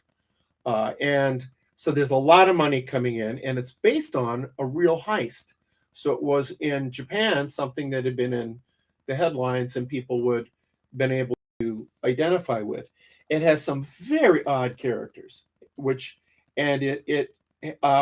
there is a secondary character who's sort of the stoic hero's sidekick, who is living with his brother and his beautiful wife, and the brother and the beautiful wife are having, I don't know if you'd call it an affair, but they're fucking around, and he's aware of it and kind of doesn't like it, but he kind of puts up with it because he likes his brother and he likes his wife. So, okay, all right. I don't like it, but all right. and she's a good cook. I tolerate it. Yeah, he says, well, he tells the hero, well, she's a good cook. She's a really good cook. Okay, all right. We can overlook her little character flaws. And the movie is rather disjointed. I found it the hardest one to follow. I thought there were some cultural things that weren't tracking for me, but it really paid off. And I kind of like the idea that this heist, which was set up like a Rafifi or whatever kind of heist, it's really kind of ragtag. It's really kind of half-assed. And I kind of like that feeling like it maybe a bit a little more real than heists really are. And then at the end, there's just a cascade of betrayals, and it pays off extremely well. So I enjoyed it, but you know, if you're watching this one and feeling like I'm not quite getting into this, it has a really good hero, very much a stoic, traditional anti-hero, and it's worth the ride. But what's really worth the ride is Female Prisoner Scorpion, Death Threat. It's a girls in prison movie, and I love the Cell Block H, Prisoner Cell Block H, which was called called Prisoner in Great Britain. I love me a girls in prison story, and I've seen a lot of the tasteless. And this is part of that series. It's not the theatrically released series from the 70s, right? But it's they're adding to that series. Well, and I love that. I love those movies. I really need to revisit those. But this one struck me as like more extreme than anything I'd seen. It's crazy, and it's incredibly violent, strikingly visual, and the action just is just over the top all the way through once it kicks in, and it doesn't take too long to kick in. And the heroine is pretty hard bitten herself. She's and her boyfriend. There's a lot of boyfriends betraying girlfriends. The boyfriend betrays her, and there's a scene where she's somehow survived being crucified, essentially in the prison yard, and he walks in and says, I kind of got to apologize to you for betraying you, but this is, guys got to do what a guy's got to do. So prison visit. Yes, it was a really unusual prison visit, and he walks out, and you just think, oh, please let her live to kill this fucker. He really, really has to die. I mean, they set up a lot of these characters who, if she can survive the movie, and it's really hard for her to survive this movie. Yeah. And we just want to see her take these guys out. And let me just tell you, I'm not going to spoil it for anybody, but it's a very satisfying conclusion. You'll be sitting there and you'll look at there's only 5 minutes left. How's she going to do anything? Trust me, take the ride. I love that movie. That's why I bought the set, by the way, Rob, because I love that other box set so much. I thought another one of these movies, great, very satisfying watch. Then there's one called The Hitman. I love these titles. The Hitman, Blood Smells the Roses. Again, Rob, what's not to love? What is not to love? It's a savage revenge melodrama. It begins with a guy out with his girlfriend, and they get caught in a yakuza shootout at a restaurant. And he kind of changes personalities at that point. He's pretty irritated, and then it really does become A Fistful of Dollars if Mickey Spillane had written it.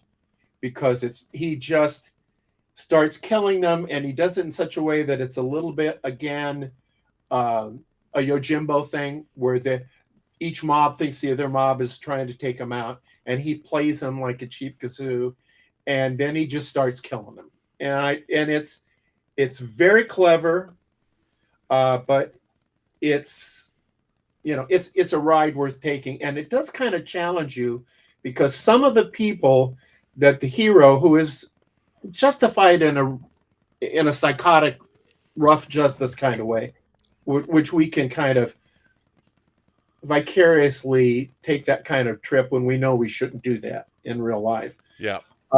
As much as we want to, and believe me, I often want to. He has to make this happen. He has to deal with some kind of government people who are sleazeballs, and you don't like him having to deal with these people. So it is a challenging watch in that way. The next one is called Danger Point: The Road to Hell. I kind of like this one the least. It's two hitmen, and one is played, and I love this guy, Joe Shahiro, and then I don't know the other actor's name, a younger actor. And I mentioned this to Rob off air, that it's a unacknowledged remake of a movie I really like, The Killers. Yeah. Which is a Don Siegel movie starring Lee Marvin and Clu Gulager. And Lee Marvin there basically plays is setting the stage for Point Blank. So I really, really love that movie. Angie Dickinson, and the bad guy is Ronald Reagan. How can you not like a movie where the bad guy is Ronald Reagan? Gotta love it. Gotta love it. And interesting thing about that movie, I'm talking about The Killers now, early 60s, I think maybe 64. It was meant to be one of the first, if not the first, TV movies. It also starred John Cassavetes. I mean, that's a cast, okay? And it was a TV movie, but it was too violent. It was deemed too violent for TV. And so they put it in the theaters instead. And now I think I have it on Criterion. I mean, it's very well regarded. And it's based on a Hemingway short story, although very little of the short story at all makes it into the movie. There was a previous film noir called The Killers with Burt Lancaster that the first 10 minutes of the movie is the Hemingway short story, and then they move on and play out the rest of it. But the core of it is The Killers. The Siegel movie is why did this victim of theirs, just take it like, oh well, it's this is going to happen, and now it's happening, and Marvin is very disturbed by that. Well, this is done in this movie, but it's nothing new is brought to it, and it's not as good as the movie it's remaking, and you really don't have any. And I know, Dieter, you're right. You can follow a character who you don't admire, particularly you don't like, if they're interesting. Yeah. When you hear people talk about that, well, the lead character has to be sympathetic. No, has to be interesting. And these guys are not that. They're trying to do the stoic older guy and the crazy secondary killer, and it doesn't work. Particularly when I'm thinking about Lee Marvin and Clu Gulager, who just knocked that out of the park in the original movie. I would call that one a well-made disappointment. All right, there you go. That's a nice quote, Max. You like that? Okay. A well-made disappointment. A well-made disappointment. And don't we encounter those now and then? We do encounter those now. The next one is one of the best ones. I know this is there's three I really, really liked, and this is one of them. It's XX Beautiful Hunter. Now, Rob. That you showed separately. Yeah, Rob, there's some sex in this. and there is an extended S&M scene. So you're just going to have to. I know your prudish nature. I haven't seen that from the box. So I'm Well, looking forward to it. It's a wild one because the premise is that there's I bet you thought it was still frame. It was not. a little girl who is raised by a cult and trained to be a ruthless hitman. That sounds like the greatest movie ever made. And she's a warrior of God. Count me in. And so all of the bad guys are like priests and nuns. But they may be warrior of God, but all they're doing are actual crime. I mean, there's not like they're not hitting another church. They're not, it's all just an excuse for crime, a cult that does crime. And she is played by an actress who, according to this, there is a critic who introduces each movie if you choose to have him. Very good, very smart Japanese critic. And he says that the actress in this movie was not a good actress. I forget whether there's a lot of these actresses are pop stars or models who were known and brought in. And so I get the feeling this was supposed to be somebody like some model like Twiggy or somebody who was famous for being a model, but then There you just dated yourself, Max. Yeah, well, my son told me about Twiggy, so he knew, or my grandfather, it could have been. Anyway, she's not a good actress, and so the director played off her impassiveness, and it's very, very effective, and it makes her very scary. And she comes across the relationship at the heart of the movie is that there's a reporter who captures on film on his camera. This is pre-phone days, obviously. One of the crimes she commits, and so her next job is to kill this guy and get the photos back. And she and the reporter basically fall in love, and he knows who she is and what she's done, and he doesn't care because he's crazy about her. And so it's almost a Bonnie and Clyde situation. And she can't bring herself. She shoots him at one point, but she can't bring herself to kill him.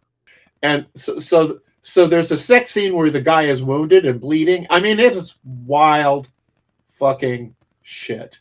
Okay, and you can quote me. And I loved it. I thought it was visually striking. It pulled me in the way Bonnie and Clyde or Gun Crazy pull me in. Now the S&M scene is way over the top and lasts way too long for my comfort level, which means Rob is probably going to love it. Okay. Yeah. but it was a little. It disrupted the movie a little bit. Okay. I wish it had been 2 minutes shorter. 3 minutes shorter, but it was in the right place, and it paid off. You're getting to get rid of some of these nuns, cult members, in a nice way. Anyway, terrific movie. Yes, again, it's one of these movies where there's misogyny a go-go.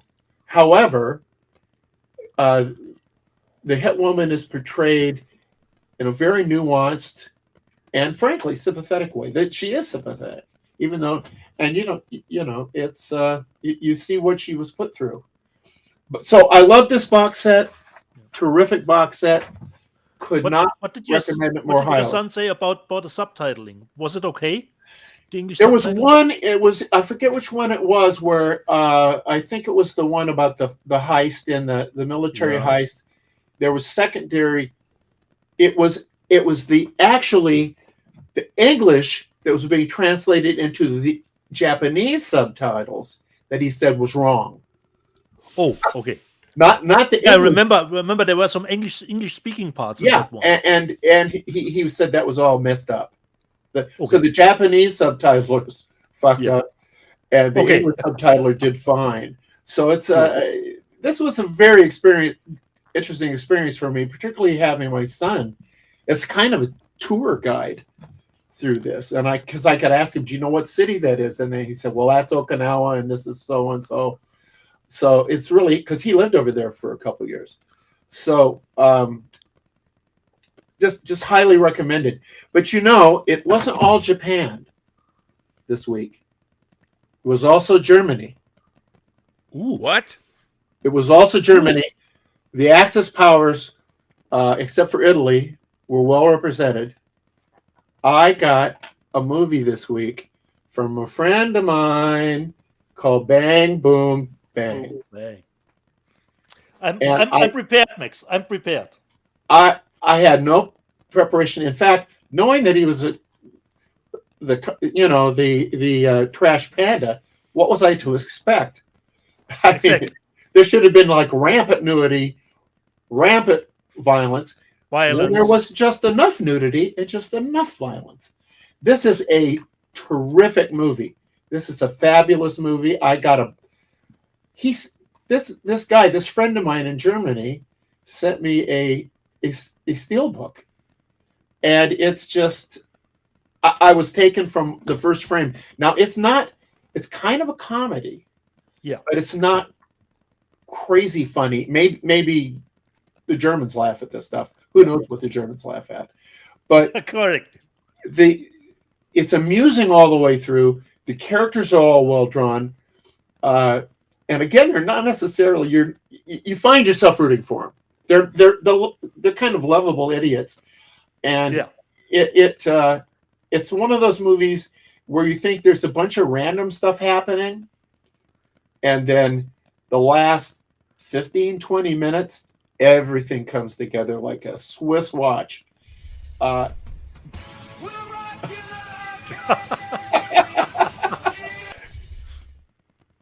Okay, so you're pleased with my reaction? Totally. One of my favorite jokes, Max, was actually the beginning where he was driving to the video store. He could have easily walked there. There was no need to drive to the video store. It just shows you, show don't tell, how lazy Cake is. Well, one of the things I loved about the movie was they didn't tell you when it was happening. You had to gather from like that there's a video store and there's a James Bond is back and it's it's Pierce Brosnan in the background, and they just tell you. They don't ever bother putting, so am I right? That was intentional. Yeah, it's from 1999, and it's a cult movie here. And Max, if you're going to the horse trick, now where you put your money to, everything on horse, alles on horse, I love that. I think I hope you loved how the movie shaked out at the ending, especially. I loved it. Now, I may just be pretending to like it so that you're not too harsh on the movies of mine that I sent you. You are not required. I hope you're being honest, Max. You are not required to like them. You are required to dislike them off camera. But I hope you were honest, Max, considering bad movie. Yeah, but no, it's. I hope Barbara watched with you and had some laughs here and there. The only scene that I don't like, Max, is actually the one with Til Schweiger when he comes with the Jamaican, wig on the soccer field. I would agree with that. I thought that was a bit of a. That was an odd one. You could have Til Schweiger made that cameo without the wig. It was not needed. I agree. It's a wonderful movie, though. It's really a good movie. I would say it's, in my opinion, on the movies I've seen this year, the only ones I'd put above it would be Sinners and Weapons. Nice. They're the only ones I would maybe put up. And I'm going to show this tonight to my wife, Barb, because I always pre-screen things that I'm not sure about what they're going to be. That's always a good idea, Mix. And I know she's going to love this movie. So I hope so. Thank you, Dieter. Were it fine with the English subtitles? Were they not too fast, Mix? They were very good, and they're. Okay. I did kind of look around to see where you could find this in the United States. It looks to me like, the DVD is gettable. pretty gettable. So look at Amazon, but Amazon has it for like $94 or something. I mean, or $165. I mean, it's crazy. Yeah. Look at eBay. Settle for DVD if you have to, because it's we like our formats. We like our 4K. We like our Blu-ray, but it's not about the format. It's about the movie, ultimately. And everybody needs to settle down and remember, it's the play is the thing, as someone once said. So anyway, thank you, Dieter. Let me know what Barbara thought of it. I know she's gonna love it. I do have to tell you, Dieter, that we had you're gonna like that. We had a really successful. We're going to have a successful Halloween Friday night. We're sold out at the Sea Wing for Friday night. You know how well we did with our. There were some bumps, but we did well with the Psycho promotion. Psycho what? Well, I have. What I did was I said, if you agree to come as Michael Myers and a cheerleader, 50% discount, and that they have to, but they have to have. They don't have to have the Shatner mask, but it should be you should know it's Michael Myers when you see it. And I don't care what kind of cheerleader, cheerleader would be good too, but I don't care what kind of babysitter outfit they wear. In fact, I think they can go as over the top or above the knee as they want, where the babysitter is concerned. So this is all good stuff, Max. We have a question for you. Okay. A Major Chai Chai says, and I'm going to get this wrong again, what do you think of Maigret? And have you seen the modern Maigret series? This is a British series. My wife and I are hardcore Maigret fans. Maigret, okay. I love it. I love the original British series. I love the Bruno Kramer. I think it's German series or Italian. Maybe it's an Italian series. I watched it in subtitles. They did like all the books and stories. I've liked every version I've seen of it. There are 3 movies with Jean Gabin, and I mean I love it. I'm not going near the current one because it's a young Maigret, and it's just another. To me, I'm going to judge it without seeing it, but it's this retread of an IP that no one's bothering to understand, and that I don't like it, and I have nothing to back that up. I usually am not that way, but the idea that I would not want to watch a Maigret show when he's something that is, I mean, I have 30 audios that we listen to in the car of Maigret. So, I mean, we're talking about Georges Simenon. I mean, he's the great crime writer. He's France's great crime writer. And wrote a lot of things. A lot of movies we like from France are based on his novels and aren't his series. His series is something apart from his straight novels. So yes, thank you for asking, though, Major Chai Chai, who is a charming woman, by the way. Yes, she is a charming. I have met her in person, and my wife is in love with her, and she's great. Well, that's a good thing. She is great, by the way. Garrett Groover, by the way, says, Rob just watched The Verdict with Paul Newman for the first time and loved it. Charlotte Rampling was smoking hot in it. Are you a fan of that movie, Garrett? I've been talking about The Verdict incessantly since this show began, since my channel began. It's one of my favorite movies ever, and it has a moment in it that I dread every time I see it, wishing it could be different. And it is a James Mason speech with a reveal. I'll just leave it at that. And I love The Verdict. I would love to get it in 4K, but unfortunately it's Fox, so who knows. Louis Feliciano says, Black Christmas is in 4K from Shout Factory. Hadn't that already come out? Yes, it is.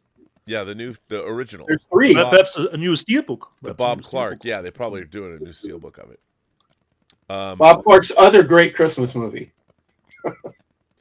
Garrett Groover says, Rob, have you seen the leaked screenshots of Disney's 4K restoration of the OG Star Wars trilogy? Is it finally happening?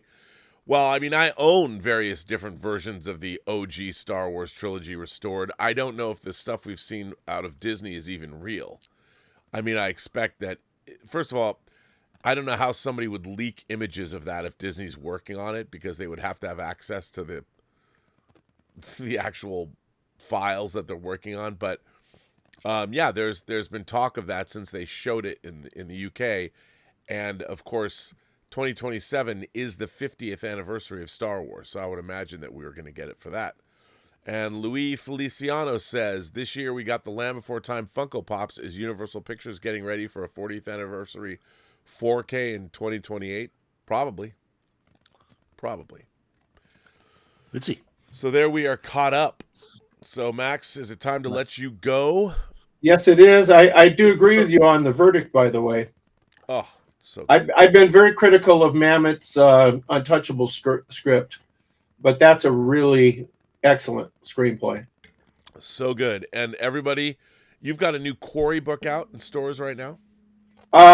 There's a edition of the first Quarry with that in a different edition of it. That's a hard case crime, because when they first came out, they were little paperbacks, and now they're the trade paperback size. But I just delivered Quarry's Reunion, which will be out also in 2026, but in November. And it is the 50th anniversary of the Quarry character. And I am told it is the longest running series in terms of when it began and a current entry in mystery fiction history. Wow. Yeah. And then, of course, we have the return of the Maltese Falcon coming out in January. So that is very exciting, Max. Very exciting. It's possible that for Christmas, my friends at Let's Get Physical Media, and I don't mean the audience, I mean the co-hosts, will get signed hardcover copies. Wow. Hardcovers, huh? You know I love my hardcovers.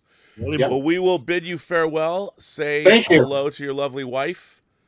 And I will, and let's thank my son for his input this week. Thank your son, Nathan. Nathan. And we send him our very best. And that's great. We'll let you go, Max. See you guys next week. All right, sir. We will see you later. Thank you for your review of Bang Boom Bang. Hopefully we can get somebody who owns this movie for years to watch it finally, Max. No? I don't know who you're talking about, except I've sent him things he hasn't watched yet, but nobody's perfect. That's right. Exactly. Certainly, and according to reviews, even finally someone watched it, because there are other YouTubers I sent Bang Boom Bang, but I've not heard from anyone. So you're the first, Max. Thank you for that. Thank you for taking the time watching that cult movie.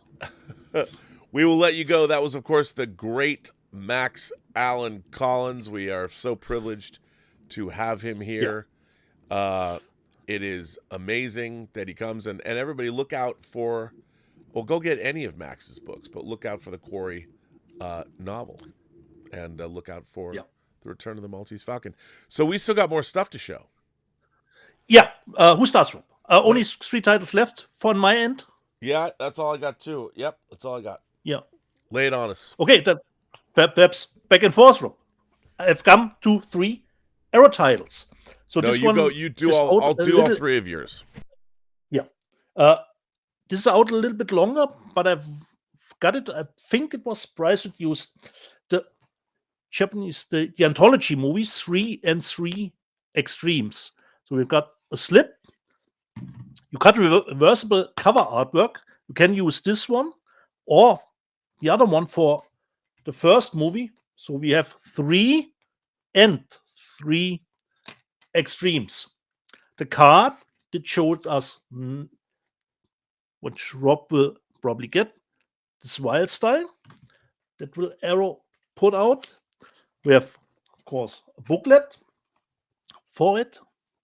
So those are anthology movies, as far as I know it, from different directors. And we have the poster with the 2 different covers that you can use. So this is the other one for just 3 and 3 extremes. So it's the first Arrow title, then 2 big ones. Actually, have bigger you watched? Then Isn't Dumplings in there? Let me just see, Rob, if I can. Correct, Rob. 3 Extremes, Unforgettable First Story, Dumplings. Wait is in there. till you see that. Okay. I think, Rob, I have at least one of those, I think, came out in Germany. But, with all those movies, memory is getting more fuzzier every day. Even with the set that Max presented this day, I think I've only missed the last 2 movies. I still need to watch.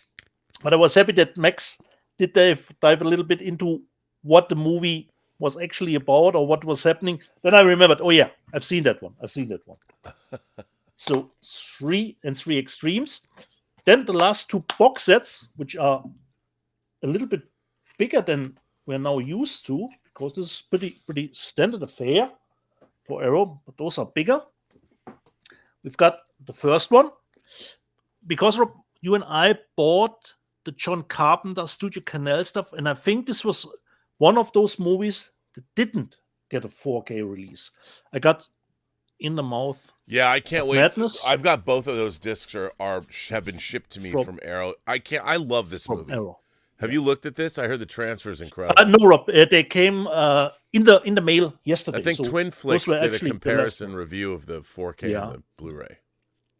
So this is the cover art inside, but you can switch it to the original. I always remembered that one from the New Line. Yeah. New Line cover. The question is, do you read Sutter Kane? Do you, Dieter? Swag Drops has the novel. Swag if you Props. Want to read He made me the Sutter Kane books. I miss Swag Props. Does good work. And go check inside, out his Etsy store. Inside we have booklet for it, which is upside down. But unfortunately, probably do I have it? Oh, I have it upside down. So this. Now we are. That is, of course, Correct. the 3rd movie in Carpenter's Apocalypse trilogy, following behind The Thing and Prince of Darkness. The poster for it. And the last one, which came with In the Mouth of Madness, Abel Ferrara's. Yeah, I got that coming too. That's an R&R film. The two, Rob. Sometimes we align. That's the R&R film that we all love. Yeah. One of the starter kits. Yeah, that's like the Star Wars of R&R films. Yeah. But wait, I totally forgot to switch the cover artwork. That was the one to get the original. I wanted to switch. Yeah. Totally forgot to switch that before the show. We'll make it here, because this is the classic one. And like The Mouth of Madness, we get booklet with it for that nice little not coffee and cake movie, and the poster for it. Yeah. So Miss 45 and In the Mouth of Madness, and 3 Extremes from Arrow. Nice. My last 3 for this week. Well, my last 3 came to me from Lionsgate. Lionsgate Limited. Their new Vestron series Blu-ray of The Hider in the House with Gary Busey. Crazy Gary Busey. Yeah, you told me about this. And then you've got the original poster art, Mimi Rogers, Gary Busey, and Michael McKean. Gary Busey's hiding in their house. They buy a new house. You don't want that, Rob. You don't want that. No. So I've actually seen this movie. I kind of like this movie. Yeah. Okay. Again, a great Lionsgate release. Now, a release that people on the internet are bitching about. They don't like the packaging. Okay. Eli Roth's Knock Knock. and it comes in a slipcase. Actually, you got the girl's anadarmus. Yeah. And then it's a diggy, as you would say, a digipack. So it's funny because you have them. What people are complaining about, Rob? They don't like the packaging. They don't like the digipack. Okay. And I'm like, because everybody needs something to bitch and moan and complain about. I mean, for me, it's something interesting. It's not like Knock Knock is Gone with the Wind. So is it kind of flimsy? Maybe. Do I kind of like? But considering, Rob, we have Ballerina, with Ana de Armas and Keanu. This was their first outing together. Yeah, I mean, look, is this the most ideal packaging? No. Is it a little oversized? Sure. I just like it because it's different, and it took me a while to figure out what that said. Again, I bitch, moan, complain all you want. I liked it. I like the fact that it has weird things. And then finally, my last acquisition of the week is something I've really been waiting for. I wrote an article about this for the Lionsgate website. It's Jacob's Ladder, the new transfer, the 4K transfer of Adrian Lyne's Jacob's Ladder. Again, it's got a really cool O-ring. And then, of course, you have Jacob Singer on the cover. You got Vietnam on the back. And this actually, you can't really see it, but this is embossed. This is all raised. And then, of course, you got the digital copy. And then the discs. And you got one of the creatures there. Great Lionsgate Limited box set. Glad they put this out. There's obviously a different box from, what is it, Cult Classics or something in somewhere. But you mean Studio Canal? Studio Canal, they have their version. But I really love this. But I would assume, Rob, the transfers are the same. Yeah. I would assume. Yeah, because they get Studio Canal's transfers. So great to have it. Thank you, Lisa Stevenson. I don't know. They're saying that nobody reads my articles on the Lionsgate Limited website because you can't find them. Even I can't find them. I go and look, so I don't know if I'll be writing any more articles. My last two articles, I wrote one on American Psycho and one on The Descent. Hopefully they'll put them up. Ooh, but, I don't know. Nice. I don't know. But it was a good gig while it lasted. It's not my fault there's no way to find my articles. They should say, articles about the movies, and there should be a clickable link to go see them all, but there isn't. Yeah. You have to discover them. But what can I say? I hope I don't let anyone down. But there we go. That is all the discs that the news we've got to share disc-wise. Yeah. Correct. Oh. So is it news time? Yeah. Let me just check and make sure we are caught up on this was the super chat. By the way, the Walter Whitewalker sent me that clip of you. Nice. Of you shredding. Nice. That damn AI stuff. Damn AI. Hey, but when it can be used that way, you gotta love it, don't you? Don't you have to love it? There's certainly good use that you can make of it. And speaking of Max liking, but I hopefully it was his honest take. Next week I will give this one away, Rob, because I had 3 orders. So one I will give away next week. Well, Dietz, I got to show you that wasn't the only AI. We got this one too from Walter Whitewalker. Let me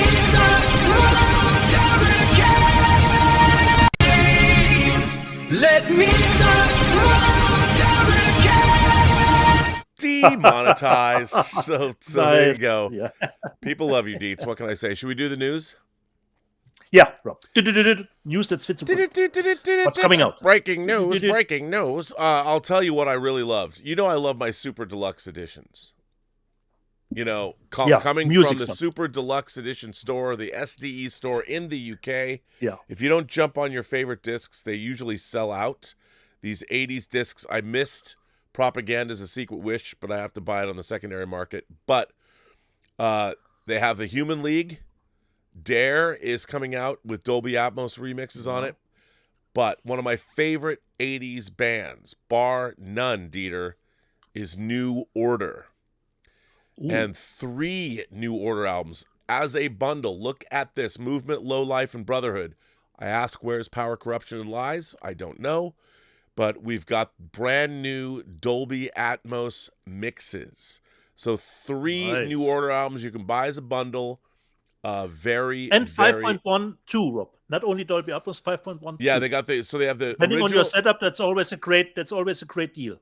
Oh my God! Well, they got the original mixes, the stereo mixes, the Dolby Atmos, the new mixes, and the 5.1 mixes. Yeah. These are great. I love all three of these albums, so I'm very happy to have them. And then, of course, we jump over to KINO LORBER. They've been teasing these, but they finally showed what they're putting out. KINO LORBER is putting out the Pink Panther movies. They're going to release them like the airport movies individually. Then they're going to release them as a box set as well. Box set. So here we've got the Pink Panther, obviously in 4K with reversible cover and their O-ring. We have A Shot in the Dark. Yeah. I love this, European artwork. It's so great. But then they've got the different artwork. So you got reversible sleeves. You've got the Pink Panther Strikes Again. Why are the world's chief assassins after Inspector Clouseau? Why not? Everybody else is. What a great cover. Those are great covers. And finally, the Revenge of the Pink Panther. And I saw this in the theater when I was a kid. Ooh. So there you go. Really great coming out from KINO. The Pink Panther movies, a whole new generation can discover Inspector Clouseau. Peter Sellers, one of his signature roles. Is the box set is the same as the airport stuff? So Diggy? Yeah, I think so. I don't know, to be honest. Okay. I don't know. We'll have to see. I'm very curious. Have to see. Okay. Sony is putting out Thunderheart in 4K. This is kind of an interesting... I like this movie, but an interesting choice. Maybe in honor of Val Kilmer. Like what they're doing. Could be, yeah. Then finally Paramount, you know how they release their Blu-rays and then they gauge interest? Yeah. Well, Breakdown is finally coming out in 4K. I really like this movie. Jonathan Mostow directed this film. Me too. Great film. Then we have a steelbook of Luc Besson's Le Grand Bleu. Both versions of the film. I think Atlantis is in there too. I think this is a steelbook coming out from Studio Canal. Then we have The Great Outdoors is coming, I think also from KINO, if I'm not mistaken, with Dan Aykroyd and the late John Candy. Then we jump down to our Men Down Under without hats. We go to Imprint. They're putting out new television releases, all of Rod Serling's Night Gallery in a box set. This looks great. I might have to bust on this. Night Gallery has been released before, but these Imprint boxes are terrific. Yeah. And they're also putting out Jerry Anderson's Supercar. I've loved Space 1999. I loved UFO, so why not get Supercar? Whether you want it or not. Rob, I can't hear you anymore. What? You can't hear me? No? You can't hear me at all? I have no audio of you. There's no audio of me? Really? Is that true? Can nobody hear me? That's weird. The Supercar is puppets. People can hear me though, can't they? You can't hear me though? Deets?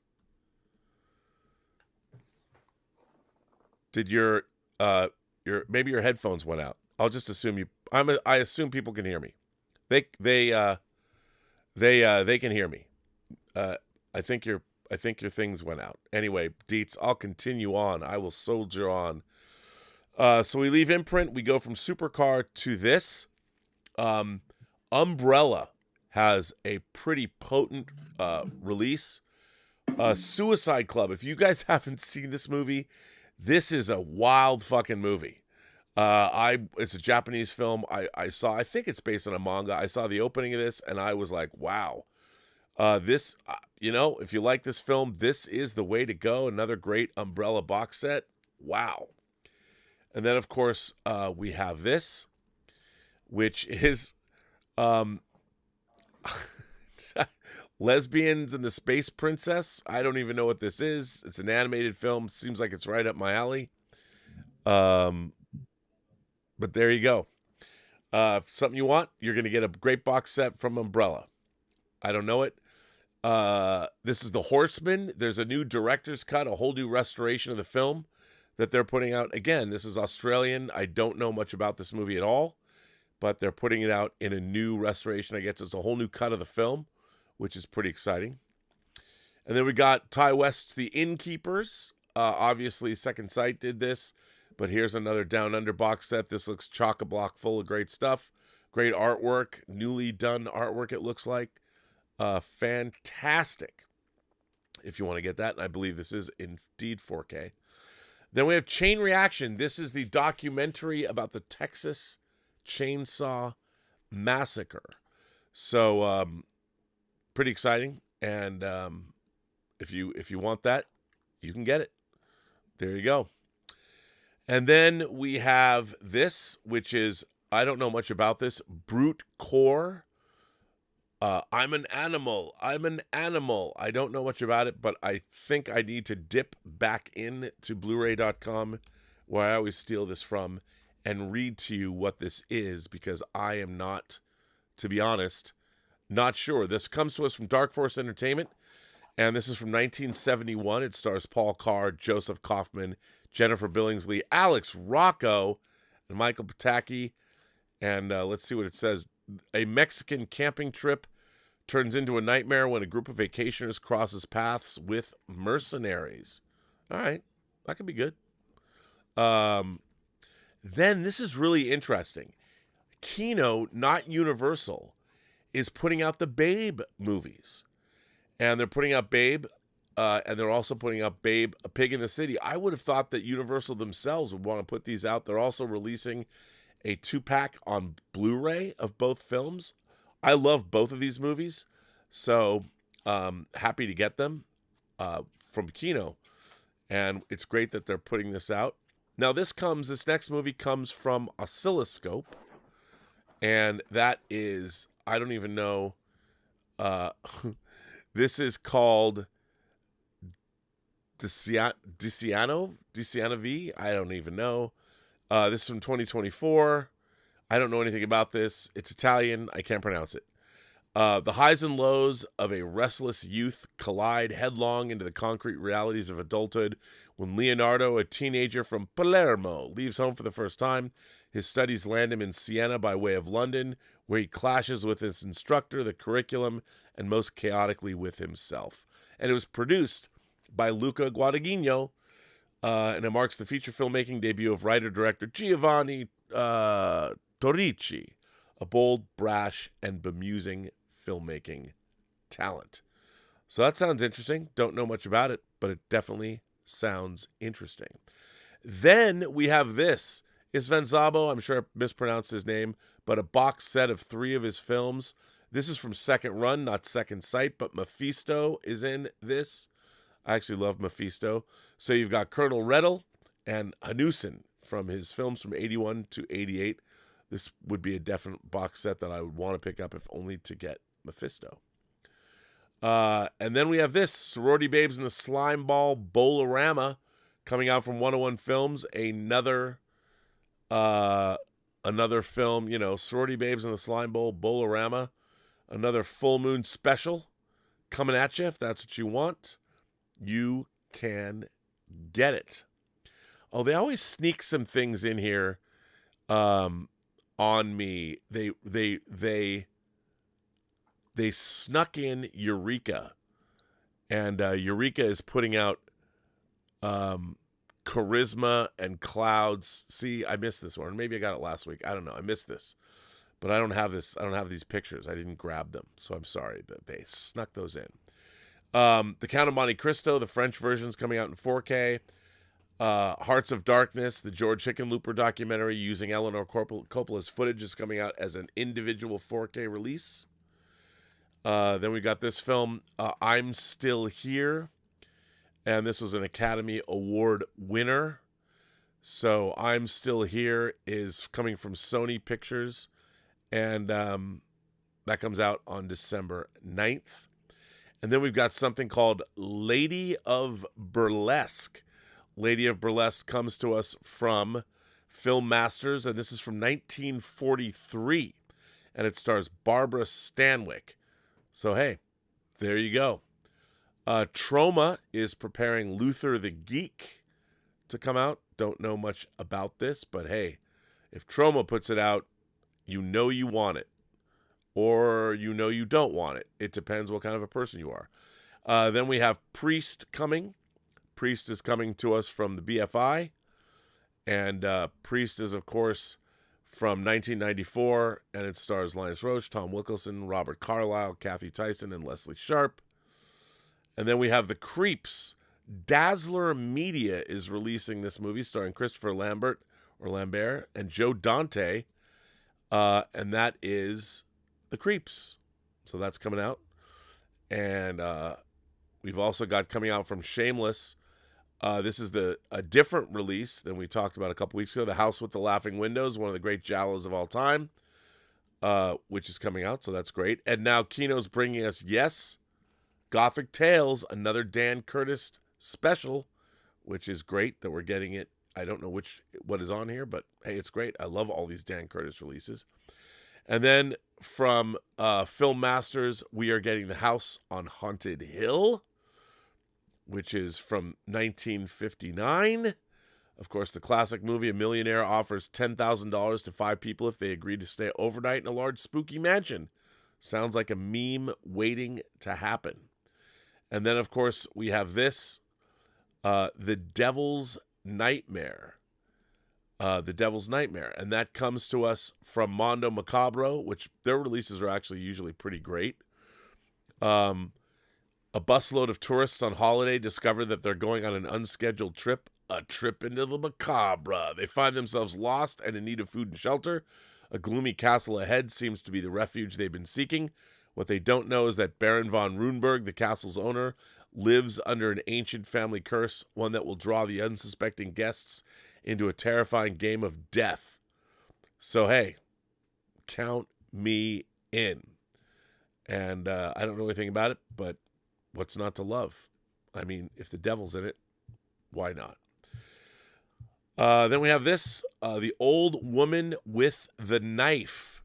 And that's, of course, from Wellgo USA. This is actually from this year, from 2025. An aging assassin has seen it all, but she never expected to mentor a reckless rookie like Bullfight. As their unlikely bond deepens, cracks form in the underworld they navigate together. When Hornclaw discovers someone wants her dead, she's thrust into a deadly game of deception. So that sounds good. There you go. Awesome movie. Go. Yeah. So you love it. I thought you'd seen it. Now you're back. You can hear me. Hack-a-Lantern is coming out. Okay. And then we have Coyotes with Justin Long and Kate Bosworth. And then let's see what we got here. And Hillary and Jackie with Emily Watson and Rachel Griffiths. And finally, last but not least, The Secret Mall Apartment, which is a documentary about people that hold up in a mall. Kind of like in Dawn of the Dead, but these people did it for real. Then we come to our lists.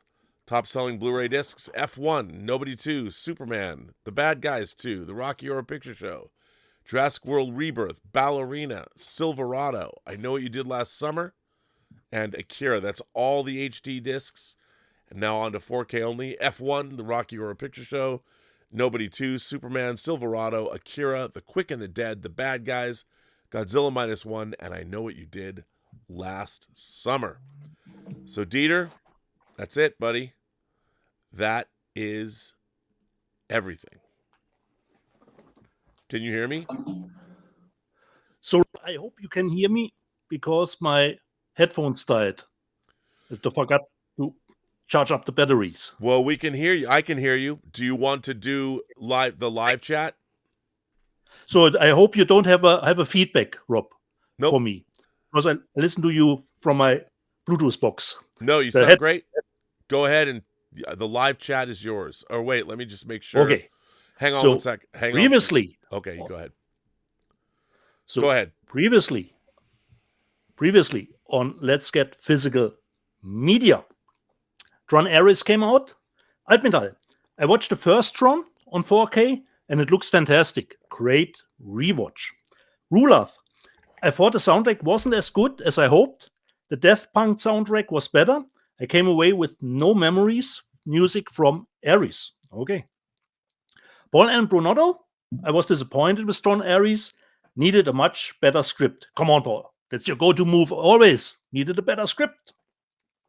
Alpendahl, considering One Battle After Another, unfortunately still haven't seen it, says prepare for an annoying first hour with one battle, then you get rewarded with a fun watch in the second hour. Okay. Memphis Kane saw One Battle After Another. I thought it was making fun of both extreme far sides. It's also hilarious at times. Ruler, I think Trent Ares deserves a better box office than it's getting. It's worth seeing in theater. Totally agree on that. And you talked about, Rob, seeing After the Hunt, liking the movie. And Joseph says, is that the same Luca guy who redid Suspiria? Yes, that is the director of After the Hunt who did the remake of Suspiria. Uncle Jimmy, Bring Her Back was great. Totally agree. One of my favorites of this year. Altmetall, you have to support someone like Stuckman simply as a lover for movies. I certainly did. It's the Kickstarter campaign. We'll see what my findings will be about Shelby Oaks. Says I walked out on Black Phone 2 less than halfway through. It irritated me as well. Glad Rob thought so the irritating. same. Yeah. Stubble McShave. Maybe White Devils and Shelby Oaks will be a great double feature. Certainly. Altmetall, I have Americana, the movie with Sydney Sweeney, on my list too. And BCH says, I liked the first half of Americana, but then it kind of fell apart. It was more of a movie for Halsey than anyone else. Joseph says, we are always talking a little bit about Elliot Cohen. Joseph says, Elliot Cohen cures insomnia. And I think Max will approve of that take. Hey, Elliot Cohen said he's going to come on the show. I was hoping to get him on today, but he never wrote me back after he said he would come on the show. Wait up. Make this a little bit louder here. Listen, dear viewers. Elliot Cohen's going to come on the show. Gordon Waddell. I also had a really good time with Ron Ares. Saw it in Dolby Cinema 3D. May go back again. Have a good or great Oktoberfest. Prost back to you, Gordon. Dos Plado.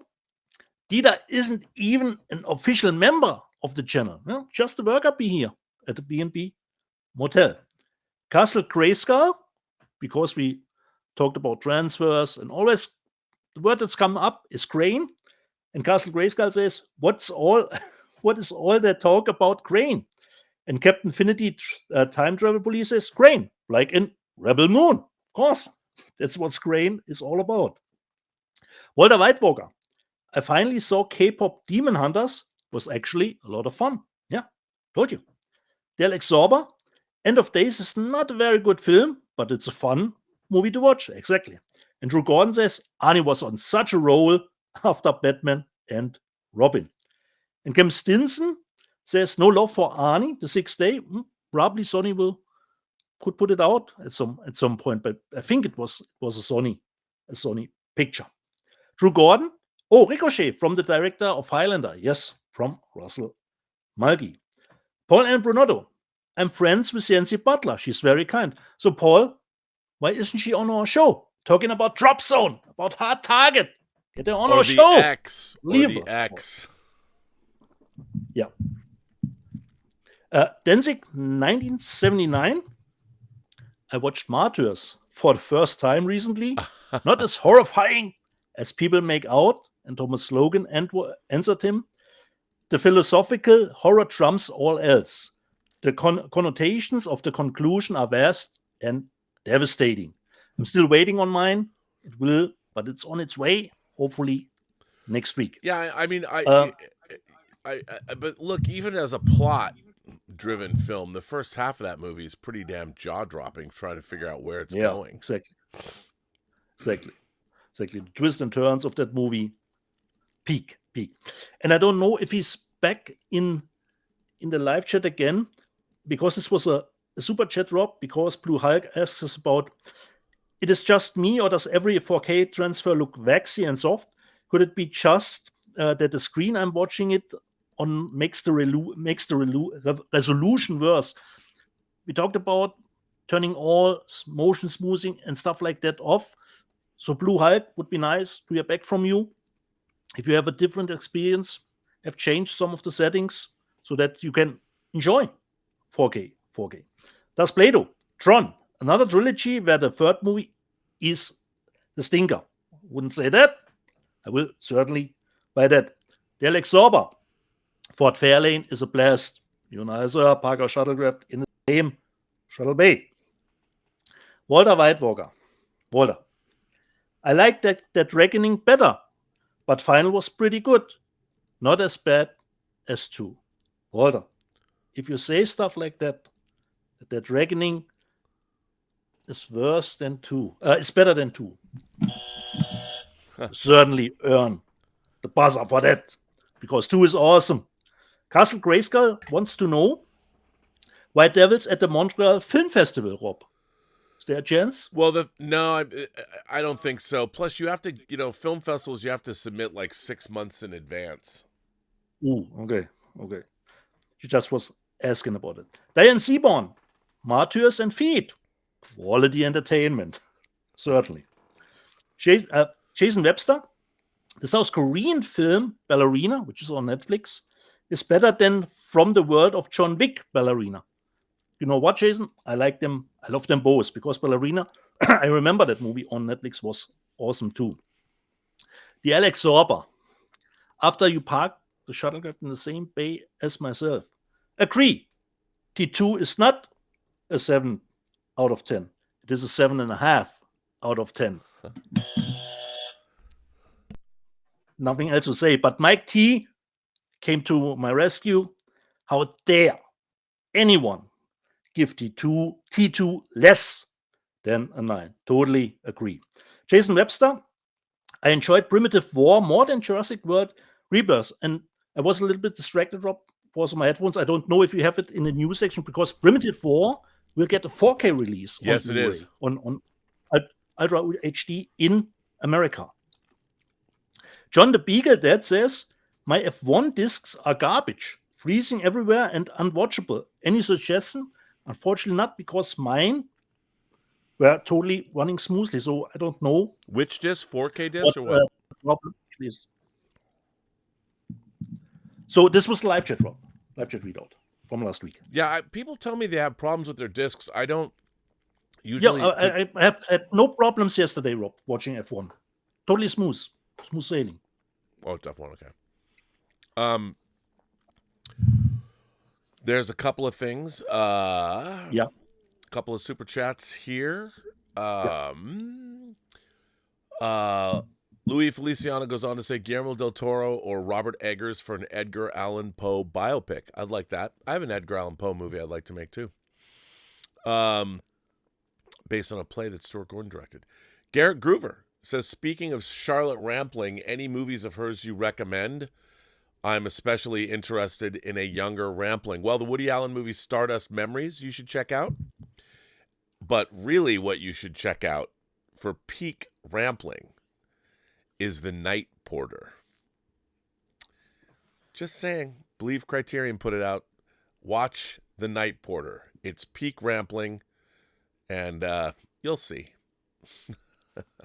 Castle Grayskull says she's sending us all of her love. I love to hear that. Awesome. I love it when girls send us all of their love. And that's it. We are caught up on Super Chats. I guess we're at the end of our show. Nicely. Yeah, I only forgot to mention the director, of Bastian and Sayara, Ken Evanor. You know what movie he actually remade? He did a Turkish version of The Coffee Table. No. Yeah. I was thinking, okay, the movie is called what? A Turkish Coffee Table? Is this a remake of It actually is. A remake of The Coffee Table. Wow. You go. I mean, that's a good trilogy. Baskin, The Coffee Table in Turkish, and this. Yeah. Not bad. Not bad. All right. Well, we're done. I mean, we're out. Okay. We've concluded. Once And again, once again, thank I you, want to Max. apologize for owning SS Experiment Camp. Don't hate the messenger. You know, Rob, don't worry. I have it on pre-order too. well, it goes with Ilsa, She-Wolf of the SS. Yeah, certainly a nice double bill. So Max, thank you again for watching Bang Boom Bang. I hope we can get the Rob Meister to watch it too. And I say, jede Person, die du triffst, hat eine Geschichte zu erzählen, die du noch zu hören hast. Alles, was du tun musst, ist zuhören. Every person you meet has a story to tell that you have yet to hear, and all you have to do is listen. I want to remind anyone, if you're in Southern California, Tuesday night at the theater, come see the world premiere of White Devils. We got the cast and crew doing Q&A afterwards. It should be a lot of fun. And you can go to Eventbrite right now to get tickets. Go to Eventbrite, look up White Devils, and get your tickets. Come on down and meet me. Come meet Gabe Bologna, the director, who also directed Tango Shalom, a.k.a. Forbidden Tango, and Chella Farrow is going to be there, the lead actress. So she's absolutely stunningly gorgeous and very, very nice and very, very intelligent. So come down. And if not, you'll be able to watch White Devils next weekend as a video on demand, a worldwide video on demand premiere for a small sum. And see our movie, and you can come after us and supports independent cinema. I hope I have some money left after we bought Warner home. Right. For the Well, the Qataris are coming through. They're bankrolling our buying Warner Brothers. So that's going to be a lot of fun. So we're doing that. And what else do I have cooking? I don't know. This short story contest is happening. All kinds of things are happening. But this week is all about White Devils for me. My Roy Lee interview is finally dropping in support of the new TV series Welcome to Derry, which he's a producer on. So that's coming out, and that's very exciting. And there's a lot more stuff happening coming up. So there you go. Thanks for all your support via Super Chats and tips and memberships. We had a great member call yesterday. Thank you very much. I want to thank everybody, and I will see all of the PGS members that come to the screening of White Devils. I hope you like it. It's a great soda stick grindhouse theater, family owned by the Kim companies, the Kim family since the 70s. It's going to be a lot of fun. Should be a great event. So come on down, celebrate Halloween week, and come see White Devils. And on that note, did I already say every person you meet has a story to tell? Yeah, we'll see you next week with more discs, more quips, and more Max Allen Collins. And you know what? Pre-order his novel, The Return of the Maltese Falcon. So there you go. And that's it. We're done. All right, kids. We're taking off. We'll be back next week. Oh, I want to thank the moderating staff. Did I do that? I don't remember. Yeah. Lord Toth,